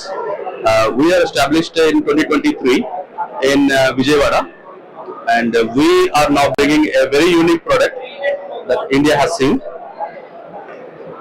This one. This is a logistics drone which can deliver the multiple packages. So it can deliver multiple packages to multiple locations. So in the starting, we have made this solution for a customer in the Europe, and later on we are modifying this for as per the Indian conditions. So as you see, so this can carry multiple payloads and to different locations. And this is an integrated solution along with this. This is called drone tower, where the drone directly comes to this location, and the drone tower will sort the packages accordingly. So this has the lifting mechanisms, and this has a sorting mechanism. So the lift will take the package to different locations, and it will sort the package in this system. Yeah. And when the user comes, so he will take the package exactly what he needs and what he has ordered. So this we have developed for a company in Sweden. It's called Shadowfly. And in India, we are modifying this system with our own IP, such that it will reach, the drone will reach to the places where it was unreachable earlier. So this can take multiple packages and emergency kits, first aid kits to the local system, to the hilly regions and the unreachable locations and the places where the disasters are quite common in nature. Let's see in future this working with. Thank you very much. To stay informed about the startup ecosystem, subscribe to My Startup TV. ఇవాళ ఉదయం హైదరాబాద్లో గౌరవ ముఖ్యమంత్రి గారి సమక్షంలో ఈ 2 రోజు జరిగే గ్లోబల్ ఏఐ సమ్మిట్ ఇక్కడ హైదరాబాద్లో ప్రారంభించడం జరిగింది. ఈ కార్యక్రమానికి సుమారు ఒక 150 మంది పైన స్పీకర్స్ వివిధ కంపెనీస్ నుంచి, వివిధ దేశాల నుంచి ఇక్కడికి హైదరాబాద్కి వచ్చి ఉన్నారు. అదేవిధంగా సుమారు 2300 మంది డెలిగేట్స్ పాల్గొంటున్నారు. డెలిగేట్స్లో కూడా చాలా మంది స్టూడెంట్స్ ఉన్నారు, తర్వాత స్టార్టప్స్ ప్రతినిధులు ఉన్నారు, ఇండస్ట్రీకి చెందిన మన కంపెనీ ప్రతినిధులు ఉన్నారు, అకాడమిక్ సంస్థలు వాళ్ళ ప్రొఫెసర్స్, ఫ్యాకల్టీ, రీసెర్చర్స్ వాళ్ళు ఉన్నారు. సో ముఖ్యంగా ఇట్లాంటి సదస్సు ఏర్పాటు చేసే వెనుక ప్రభుత్వం 2 కారణాలని గమనిస్తూ ఉంది.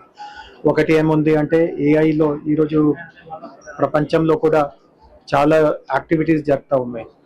సో వీటి గురించి సమగ్రంగా సమాచారం తెలుసుకోవడం, దాంట్లో తెలంగాణకి ఉపయోగపడే అంశాలు ఏమేమి ఉన్నాయి, ఇక్కడ కూడా వాటిని అనుసరించే ఎంతవరకు అవకాశం ఉంటుంది. సో ప్రపంచం నుంచి మంచి ఎగ్జాంపుల్స్ నేర్చుకొని తెలంగాణలో వాటిని ఒక భాగంగా చేయించడం అది ఒక అంశం.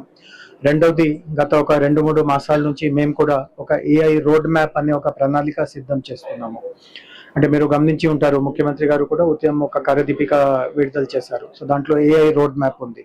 అంటే రాబోయే 4 సంవత్సరాలు 2027 వరకు ప్రభుత్వ పరంగా మేము ఎట్లాంటి యాక్టివిటీస్ చేస్తే తెలంగాణలో నిజంగా ఏఐ వలన అన్ని సముదాయాలకి ఉపయోగపడుతుంది. సో ఈ ఏఐ రోడ్ మ్యాప్ కూడా ఏది మా ఆలోచన, మా నాలెడ్జ్ బట్టి మేము ఏది కనిపెట్టి ఉన్నామో దాని మీద ఎక్స్పర్ట్స్ ఏమనుకుంటున్నారు, ఎంతోమంది ఎక్స్పర్ట్స్ ఉన్నారు, ఎంతోమంది నిపుణులు ఉన్నారు, వాళ్ళు ఏం సలహా ఇస్తారు, ఎట్లాంటి దానికి ఎక్కువ ప్రాధాన్యత ఇవ్వాలి, ఎట్లాంటి దాంట్లో వాళ్ళే పార్ట్నర్గా ముందుకి మాతో పని చేయడానికి వస్తారు.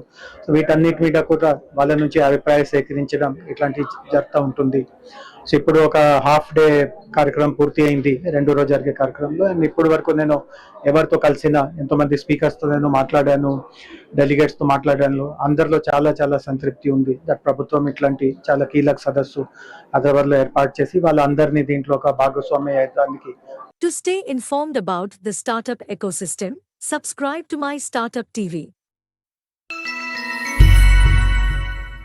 Thank you.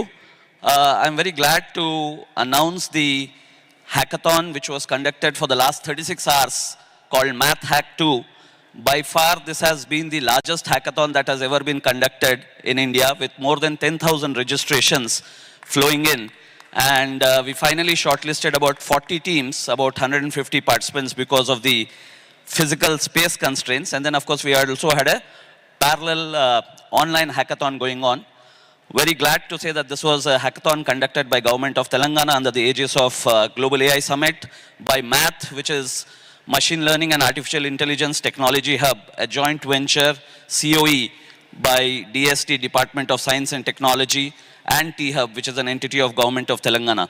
So without much ado, I would request Minister Garu also to be on stage, Mr. Jayesh Ranjan, Special Chief Secretary, to be on stage, Ms. Ramadevi Lanka to be on stage, the team from HYSIA to be on stage, which has been the industry partner for this hackathon.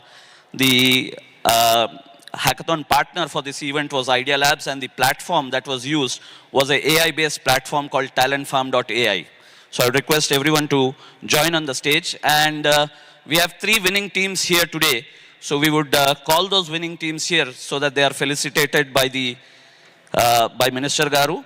And of course, Ben Franklin has been the sponsor for these cash prizes worth about 10 lakh rupees. So the first prize will be 5 lakh rupees, the second prize 3 lakh rupees, and the third prize 2 lakh rupees. We have Mr. Ram Mohan, who's representing the sponsor, Ben Franklin.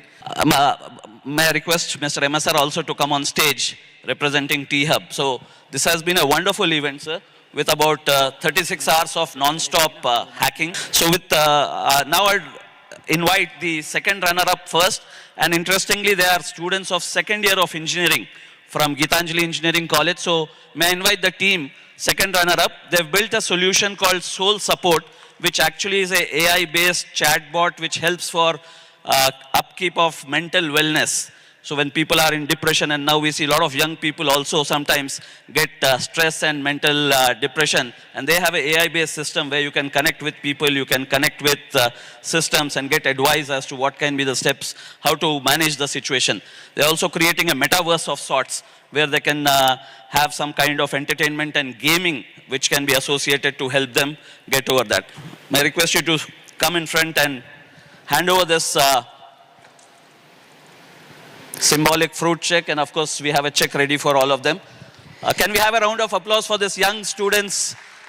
And that's why the future of Telangana is so bright, because if students of second year can build this kind of solution.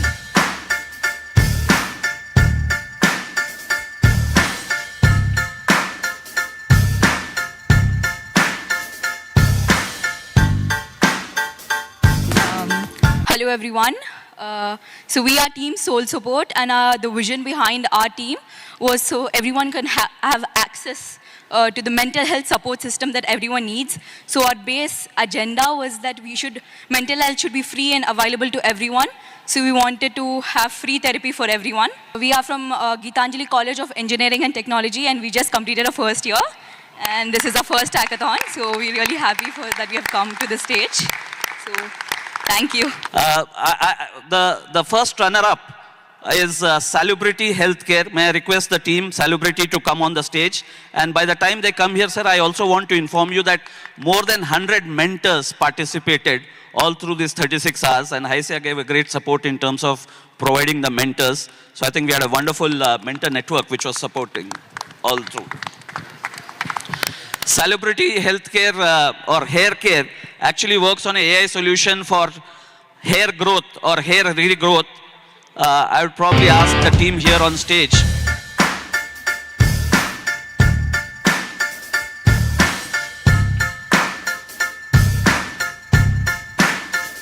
So Salubrity Healthcare is all about AI, hair loss, and nutrition. So we are combining trichologists, nutritionists, and AI bots to cure hair loss and basically prolong the hair regrowth that happens.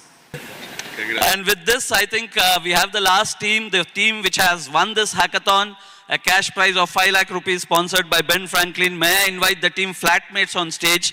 Their solution is to find like-minded people as co-living, for the flats. So they have, based on based on your interest, based on your like-mindedness, you can find people who can share your flat. When students and people search for flatmates, they have an AI-based solution which does that, looking at multiple parameters.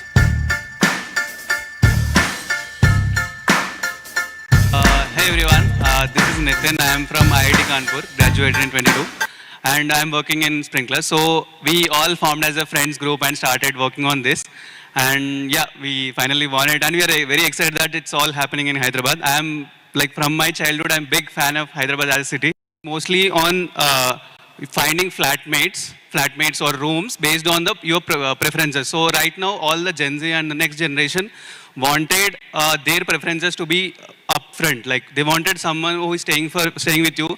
They wanted who will be staying. That is very important for them.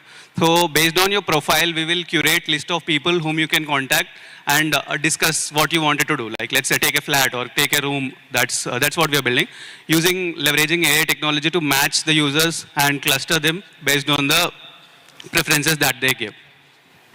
Thank you so much. Congratulations.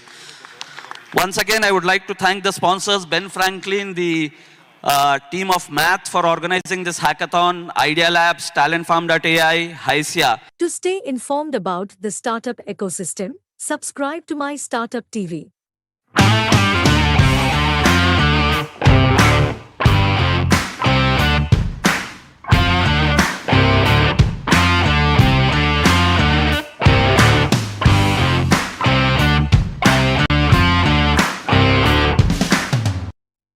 Today is Teachers Day. ఇక్కడ చాలామంది టీచర్లు ఉన్నారని నేను భావిస్తున్నా. Teachers day శుభాకాంక్షలు. Honored guests, esteemed colleagues and AI experts, nothing will change society and lives as technology and innovation. When first railway train and engine were invented, it changed the world. The first aeroplane changed the world forever. The innovation of electricity or bulb, TV, camera, computer, they all changed the world.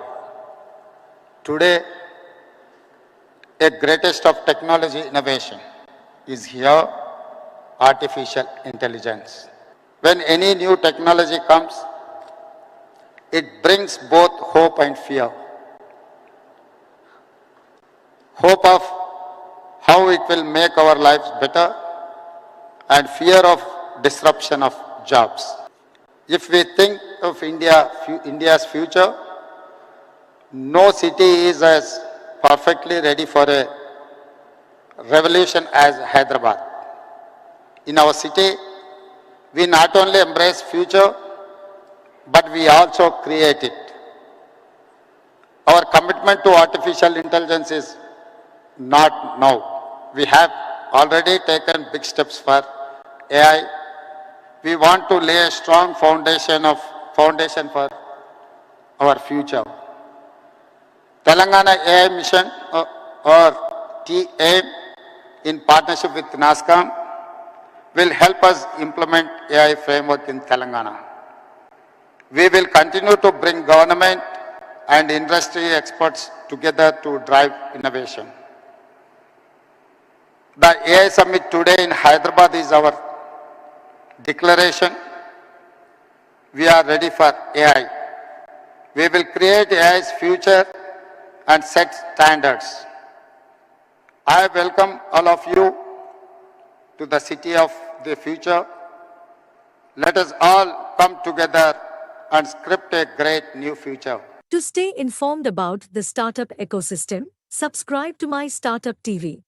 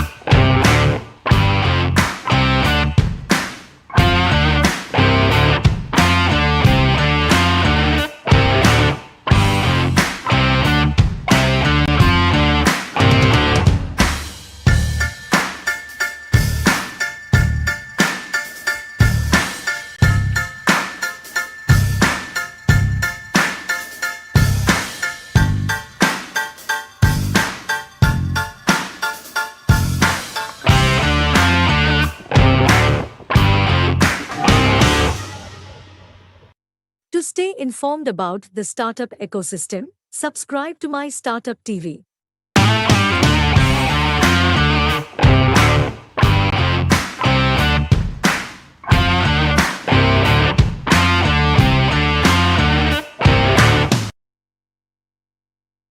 Well, I think it's a lot to process after the wonderful session, very inspiring thoughts.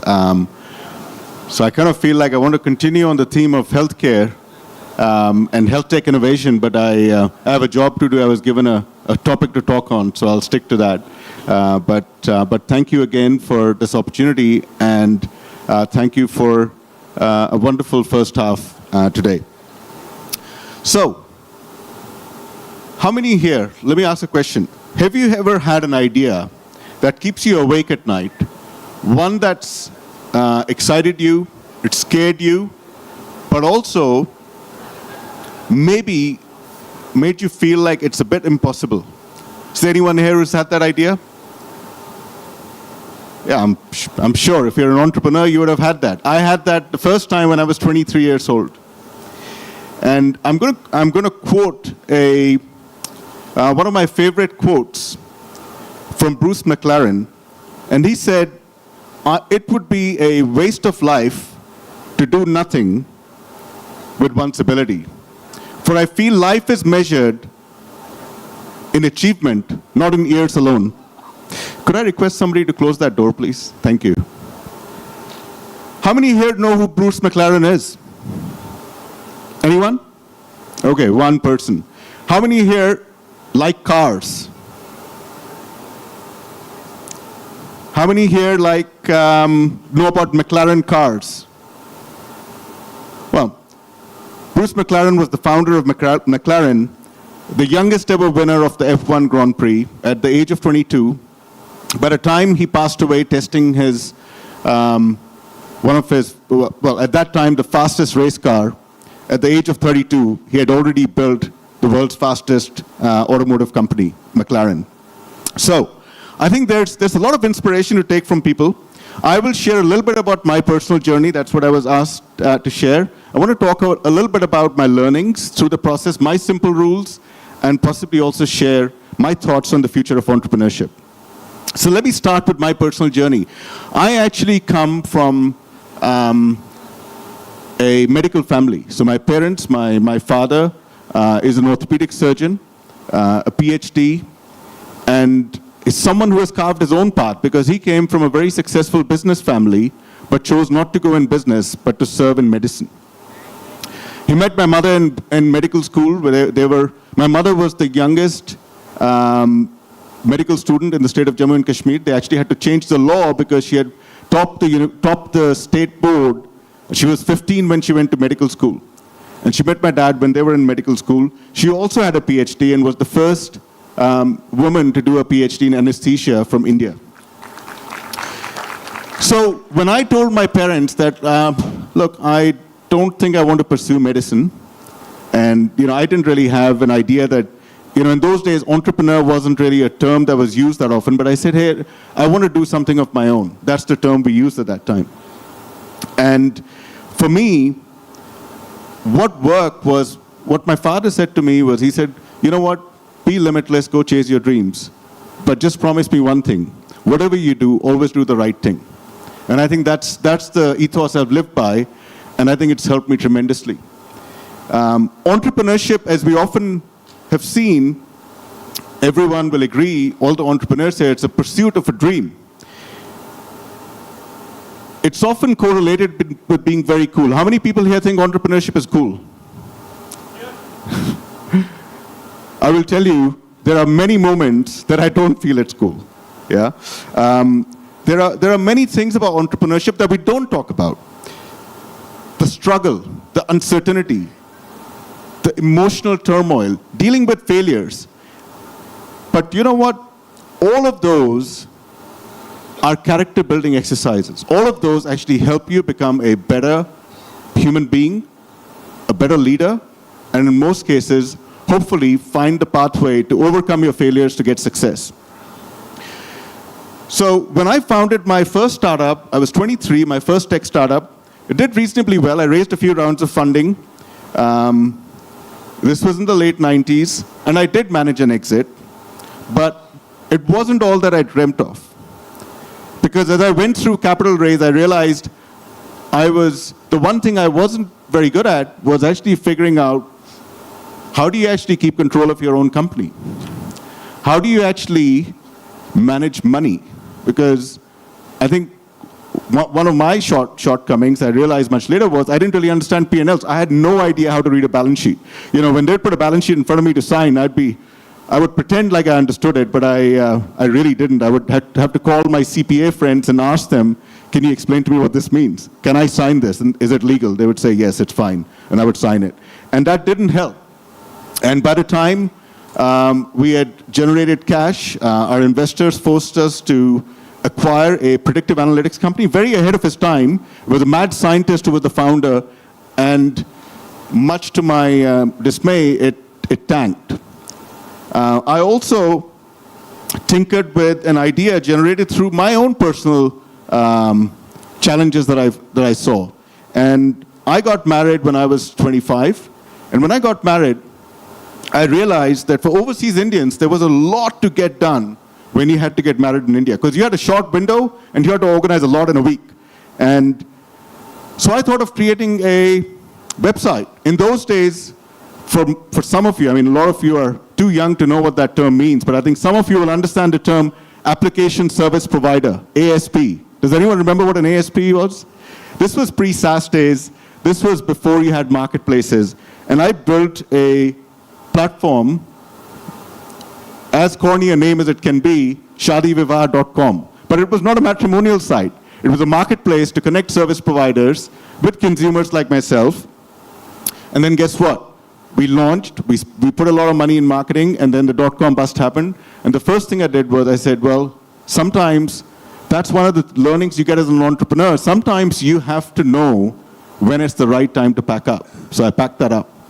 I'd already exited my company, and I was fortunate to get an opportunity in an area where I actually pursued that. So it was interesting. I got in the area of technology research and analysis. So I worked for, I got a job with a company called IDC, International Data Corporation. They're one of the largest technology research and analysis companies. And guess what? When I got that job, I turned it down because I thought they aren't paying me much. So I went home, I spoke to my wife, and I said, you know what? I feel terrible about this. I couldn't sleep at night. I said, having come as an entrepreneur, and I was in New Zealand, and I said, having come as an entrepreneur, there's nothing better than being in the technology research space that would give me the ability to get a bird's eye view of the market, because that's what IDC did, analyze all the technology markets. And it's a great way to build a meaningful network, because you talk to all the technology leaders. That's what technology research companies do. And I said, this would have been a perfect opportunity for me, and I actually turned it down. So the next day, I called the headhunter, and I said, I want to take that job.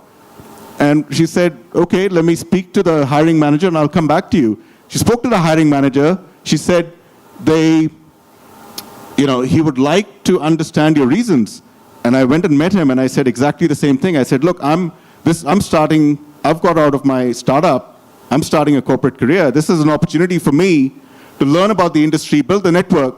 So I want to take that opportunity, and I will make sure this will be successful for me. And he did give me an opportunity. He didn't pay me as much as I wanted, but I tell you what, money is not the most important thing, and it wasn't at that point for me.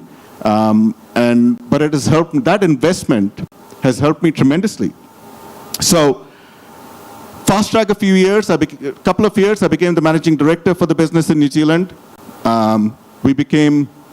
When all my peers were from other countries, MDs of other countries were growing in double-digit growth, we were growing our business in X's. And that's where I realized that I had the learnings from my entrepreneur life that was put to good use in the corporate world, because I treated it like my business.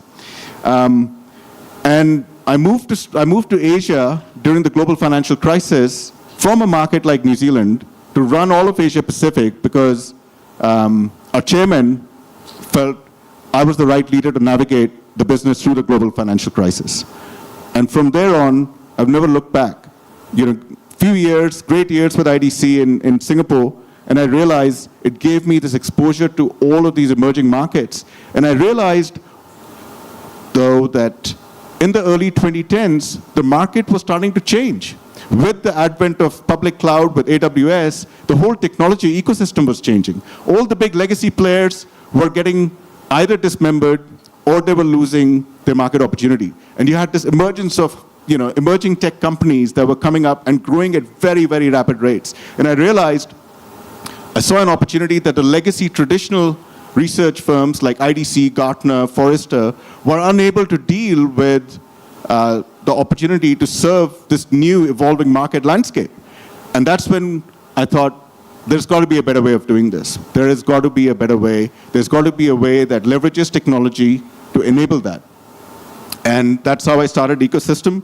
And from there on, I haven't really looked back, but one of the learnings that I did get, I spoke to you guys about my shortcoming, which was not understanding P&Ls and balance sheets. One of the things I did do once I understood my blind spot, during my corporate career at IDC, I made sure that I spent enough time with the CFO to actually understand P&Ls and balance sheet. So when I started my startup again, I understood money. I understood how to raise money. I understood how to manage it. I understood the legal aspects of it. So there's always learning in everything that you do. I have a few simple rules around entrepreneurship. And entrepreneurship is simply an act of turning ideas into reality. It's about seeing a gap, a problem, or an opportunity and saying, I can solve that. It's about risk, not just financial, but also emotional risk. I think we talked about the fact that entrepreneurship isn't always cool, but you know what? It's very fulfilling. And one of the things that I realized, it can be quite lonely too, right? But that's the thing. There's a reason why they say it's lonely at the top. Because when you're an entrepreneur, whether you're a one-man band or you have 100 people or 1,000 people, you are at the top. It is your neck on the line, and it will be a lonely journey. But I've followed some rules to help overcome that. And I'll share some of those. The first one is always to stay the course on your purpose. That has to be very clear. My purpose in life has always been to help people, whether it's companies or people or individuals, my clients, navigate innovation. Be authentic. Always be yourself. Business is always about people, whether it's customers, employees, or investors. They will appreciate it if you're authentic. And I can tell you from my own experience, you can have the most difficult conversations and resolve them if you're authentic, because people appreciate that. Build relationships, not a network. Do not go build a network. Networks are meaningless. Build relationships. Make it count. So I have a rule. Don't engage with people for business unless you have a very clear sight on how you want to follow up with it. Because otherwise, you're going to have an empty conversation. No one has time for that. Create your set of cheerleaders, mentors, advisors. Even if they're not in the game with you, you know they're on the sidelines cheering for you. And they're there to give you some guidance. I have one of them right here. Thank you. And I've been very fortunate, and that's been one of my biggest drivers to also find a way to pay it forward as I help other entrepreneurs in their journey. When you have cheerleaders, keep your mind open. Don't let pride come in the way of asking for help. Be hungry, be humble. Yeah? People want to help people, but you've got to be able to ask for that help. And that's been one of my one of my core principles. Don't let perfect get in the way of progress, right? Because there is no such thing as perfect. What is perfect to me may not be perfect for you, may not be perfect for my team, may not be perfect for my investors. So don't focus on action, not perfection. Resilience, everyone talks about it. It's not just a word. Because people often assume resilience is about your mental strength. Don't forget, when you're an entrepreneur, if you're going down, you're taking a whole bunch of people down with you. Your family, your friends. So, resilience is about being equally being open, being vulnerable, and sharing that with people who are supporting you and surrounding you. Because when you need help, it is those folks who will be there to help you. So, and finally, in terms of my simple rules, some of you who know me well will know that I'm actually I have to pray every day. And I have my own prayer. When I was 10, my father said to me, he said, Amit, God's your best friend, have a conversation with him. I didn't know what that meant, but you know what? Since I was 10, I've been speaking to God. So, and obviously my conversation keeps getting bigger because I want to thank God for a lot of things. There are a lot of people around me. There are more people around me and more things around me. So, but to me, a prayer does not necessarily equate to religion. Don't misunderstand me. A prayer is a belief system. Build your belief system. Something that allows you to go out there, step outside, that, in the morning, when you get out of bed, you leave your home, and you step out and you go, you know what, I'll get through this. That belief system is absolutely important. I sleep well every night, despite all the challenges, because I have that belief system. Now, I want to talk a little bit about the future of entrepreneurship as I close my talk. Are you able to imagine a better world through a digital lens? I think we heard a lot about that today in healthcare and longevity. Look, the world is changing so fast. It's hard to keep up. But what this innovation brings is the opportunities to solve real-world problems. And I think some of that we talked about today, some of that you should consider. I'm sure a lot of you are thinking about it, but the nature of entrepreneurship itself is changing now. One thing is for certain, the next wave of billionaires will be AI billionaires. It's already happening. But it's not going to be about building the next OpenAI or the next Google. It's going to be about solving for problems using AI. There is a lot of access, there's a lot of capital available for businesses looking to invest in AI, but that are solving real-world problems. Those working in AI for a long time are probably ahead of the curve, but I'll tell you what, AI has evolved so fast that anyone who starts today doesn't have a disadvantage, because there's so much learning you can take from others' mistakes. The dimension I think to touch on is the intersection of innovation, impact, and investments.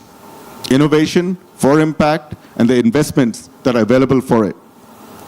The market becomes so much larger as an addressable market because you're able to target underserved markets. We heard about rural markets in India today. I think one of the panelists mentioned how you could just build a health tech business by going into rural India. So similarly, as soon as you start to address impact, your addressable market increases, underserved markets and underserved segments of society. There's a role for innovation to play in creating impact for that, and there is enough dry powder that's becoming available. As we heard about this at the health tech roundtable, I wanted to share, and I'm very proud of this. So I chair the board of trustees on TIE, and one of my fellow global trustees is a gentleman called Amit Mukim. Amit has just started as CEO of a company called Immunil. They're one of the 8 companies around the world that solves for cancer treatment through gene therapy and cell therapy. It's a company that was co-founded by Kiran Mazumdar-Shaw, and Kiran Mazumdar-Shaw, I'm sure you're all familiar with her. Kiran was also the co-founder of TIE in Bangalore, together with Nandan Nilekani. And it is a business that's invested also by Vinod Khosla. So when you see those sort of opportunities and people taking those steps, you know that the world is going to change around us. You know that longevity is going to become a real thing. And that longevity has to address India, not just the Western world. So it's not really just about solving rich people problems. It's not just about making rich people live beyond 100 years. It's about ensuring that everyone, everywhere on the planet, gets a fair shot at life and gets to, gets an equal time frame that they can be on this planet. An interesting investment model. How many here are actually familiar with blended finance? Anyone familiar with that? Okay, great. An interesting investment model is blended finance. What does blended finance do? Blended finance brings philanthropy capital, whether it's from foundations, HNIs, together with concessional capital from development agencies such as World Bank and ADB, to back and de-risk private capital. Why do you do that? So for those of you who understand the investment landscape, why do you do that? What is the benefit of that? It is not about subsidizing investors. What it does, it actually encourages investors to take that risk for investing in areas of impact that may limit their ability to get the returns that they would normally get. And I will tell you, it is a great way to create impact through capacity building, through ventures that drive sustainability, longevity, solving for healthcare, and greater economic inclusion through fintech areas that can actually address needs of rural parts of the world. This is what inspired me to be a part of setting up the Blended Finance Fund, MIIM. This originated out of the G20 that was held in Bali in 2022, where the Global Blended Finance Alliance was set up. So I got inspired by what it could solve for, and this is an area that I'm extremely passionate about, and I hope that we can solve some problems together. Finally, as you all know, I'm deeply vested in the ethos of TIE. I've been very fortunate. I have a lot of friends from TIE, of course. Jay Chaudhary Garu being foremost. He started TIE in Hyderabad with some of his colleagues. And of course, we got Kasi here from TIE Singapore, who's a Hyderabad boy. But we are the world's largest entrepreneur and investor community, where our charter members come together as a force for good to foster entrepreneurship across our 63 chapters. It was started in Silicon Valley in 1992 by Vinod Khosla and a few others with just one purpose, and that was how can we come together to help entrepreneurs through their journey. And KPMG did a report a couple of years ago to measure the impact of TIE, and they quantified TIE's impact in terms of wealth creation, entrepreneur wealth creation, at over $1 trillion US, over $70 billion invested in the entrepreneur ecosystem. And thank you. I cannot take credit for that. I am the beneficiary of this legacy, and I hope that together with you, with ISF, we can continue this movement to support entrepreneurs. I will end with the fact that entrepreneurship is hashtag good for the world, because it solves through innovation some of the world's biggest challenges.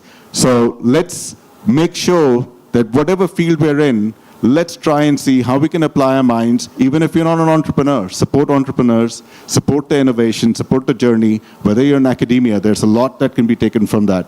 I thank you for the opportunity to share my journey, and I'm very, very grateful to have had so many wonderful people along on my journey. So thank you. To stay informed about the startup ecosystem, subscribe to MyStartupTV.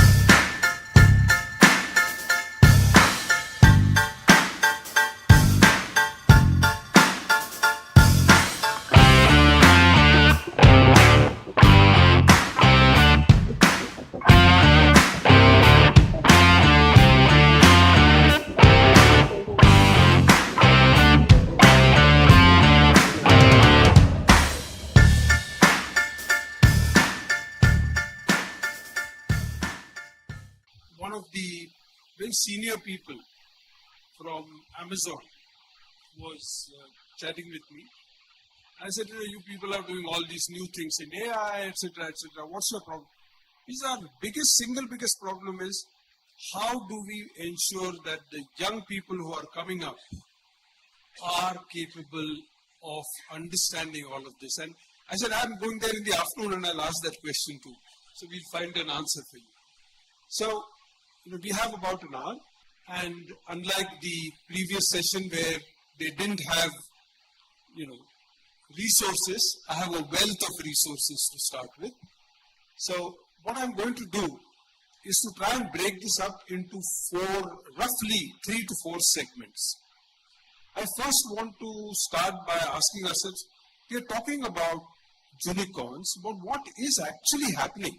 Is anything happening? Is anybody doing anything about it? Then we'll go to the most important core part, which is the education, and how can we change the education, what are some of the things. But having youth, having education, is not enough.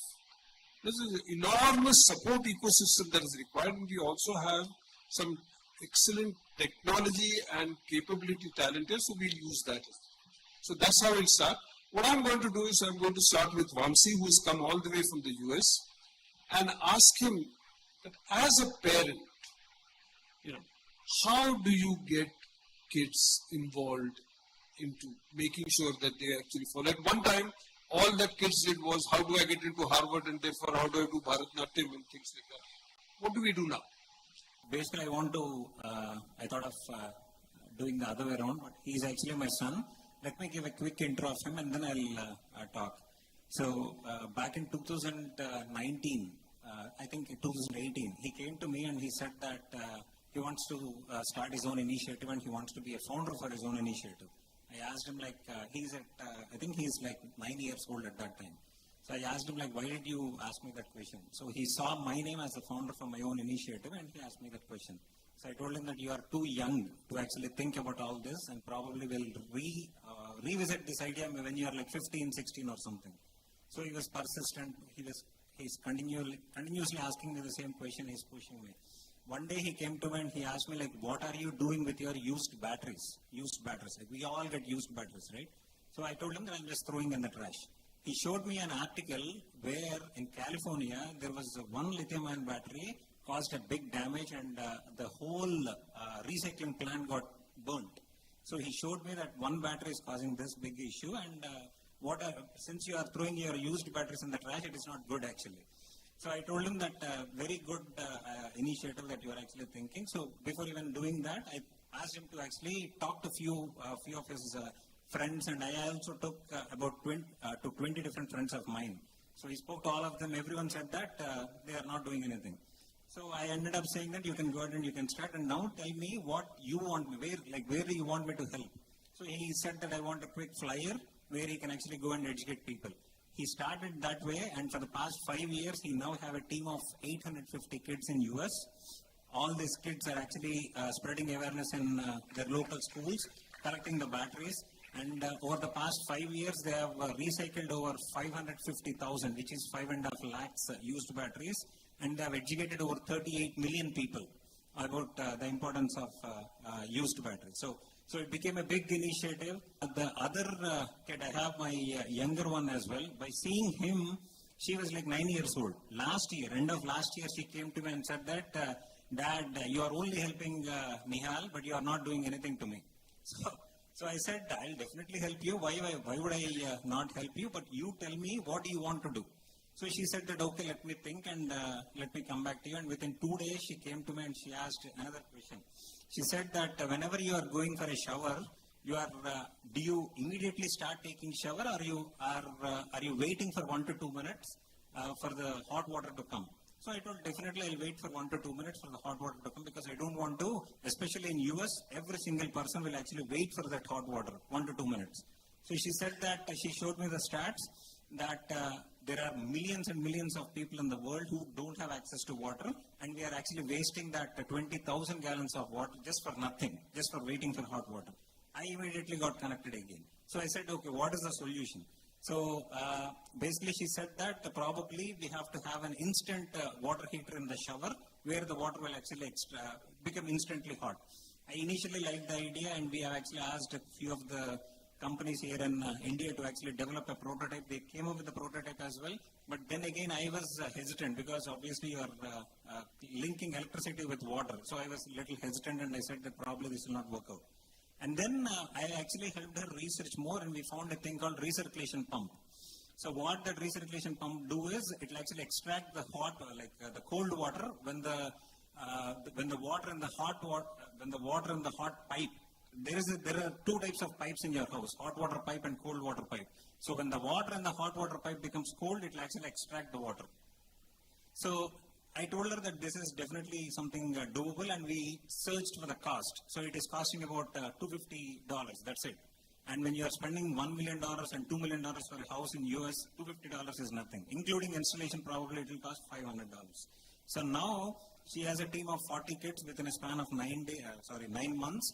And then she created a petition asking the government to make recirculation pumps mandatory across all the households. Because like you are getting tax credits when you are buying electric vehicles, and also like you are getting tax credits when you are installing solar panels, she's requesting the government to give the tax credit when someone installs a recirculation pump. So basically, what the points that I thought of telling is, as a parent, what I normally do is I ask the kids to actually go out and actually observe. You have to observe, and you have to come back to me that there is a problem in your school, there is a problem in your house, there is a problem in the world, or something like that. But at the same time, I'll also tell them that they have to come up with a solution, because everyone can come up with problems. So I'll always tell both of them to actually observe outside, come up with the problems, and then come up with the solutions as well. That way, I'll actually help you out in case if that solution is workable, or if you need to do anything, and all that kind of a thing. So all I'm trying to say today is, make sure that the kids are actually going out there and watching, and then whenever someone says something to you, when your kid says, irrespective of the age, that is exactly why the point I heard from one of the public motivational speakers, irrespective of the age, if your kid wants to do something, try to encourage them rather than discouraging them. I initially discouraged, but later on I realized, and then I started encouraging them, and now I see the the achievements that they have actually done as well. So basically, this is what I am telling. You have to ask the kids to actually come up with the problems. And like I said, both Nihal and Nitya have observed the problems out there, and then they came up with the solutions as well. So, and then the second thing is provide them access to resources and knowledge. Like basically, you have to show them good books, give them good mentorship, show them good network. Like last time when I was in Hyderabad, Nihal came to Jay Gairo, and he is the one who actually encouraged him a lot, and he is the one who asked me to come and participate in this panel as well. So I'm telling you, the reason why I'm saying this is all the young kids have to participate in such kind of a network and such kind of an event. Even though they don't do anything, they learn so much. We look outside of ourselves and say somebody else must do, government must do, JA must start ISF, etc., etc. But each one of us has a responsibility, and I think that is where the point where I wanted to start. That if we want the next generation to be the kind of people we want them to be, each one of us is responsible for making it. So now that's fine. You know, you live in the US, all of us come from fairly good backgrounds and therefore have access. What about children who don't have that access? So even there are people like Anil who do some amazing work. There is another, okay, why don't you, Anil, I'll let you take over and tell us what work you are doing. Thank you so much, sir. And namaste everyone. So let me break the ice. So for me, ice is intent, content and environment. So let me take you through this journey of young thinker. And we have these very good formulas for everything, which we teach to students and also to our team. So ice is basically intent. If we want our students to be entrepreneurs, is that the intent of our schools? Is that the intent of our parents? And fundamentally, what is education and why is education? What we have made in education is basically mere literacy rather than education. If you are a PhD or anything like that, you are literate, yes, but are you educated? Is the question. When I talk about intent, I talk about creating the mindset in students. Do our students have the right mindset? Intent is also focused on how do we do that? How do we create that intent? If students can believe, then they can do it. So creating role models is very important. When we see in villages, a lot of people told कि यार role model Anil बनाओगे कैसे? And I always focus on unthinkable. भाई क्यों नहीं बना सकते हैं? When we talk about city kids, we talk about entrepreneurship. When we talk about village, we talk about why they can't be entrepreneurs, why only livelihoods. So when I started in 2015, I started from an island village in Odisha. And basically, when I was a kid, I have to go to Bhopal. My father was in CRPF. I got good education. But when I came back to my village, I saw these kind of challenges there. And at that moment, I told कि कुछ तो करना है यहाँ पे. When I was in college, we made Asia's first student rocket. 3 bar fail हो गए. Nobody wanted to invest. Nobody wanted to give funds. I went to the VC, told we want to make a rocket. He asked, हमारे college में we don't have aeronautical branch. From which branch you are? And from mechanical, electrical, electronics, सारे guesses हो गए. Can you tell me my branch? Civil. And he started laughing like anything. I told कि यार engineering is mere common sense and why can't we do it? 3 failure launches, went to everyone, just like these shameless guys, went to everyone, emailed to a lot of LinkedIn people, भाई NASA से हो, ISRO से है, who wants to help us? वो बोला कि आपके पास तो lab नहीं है, क्या है? We went to a garage, we built it there. 3 failures के बाद fourth one was a success. We finally launched it. Limca Book of World Record में we got the name.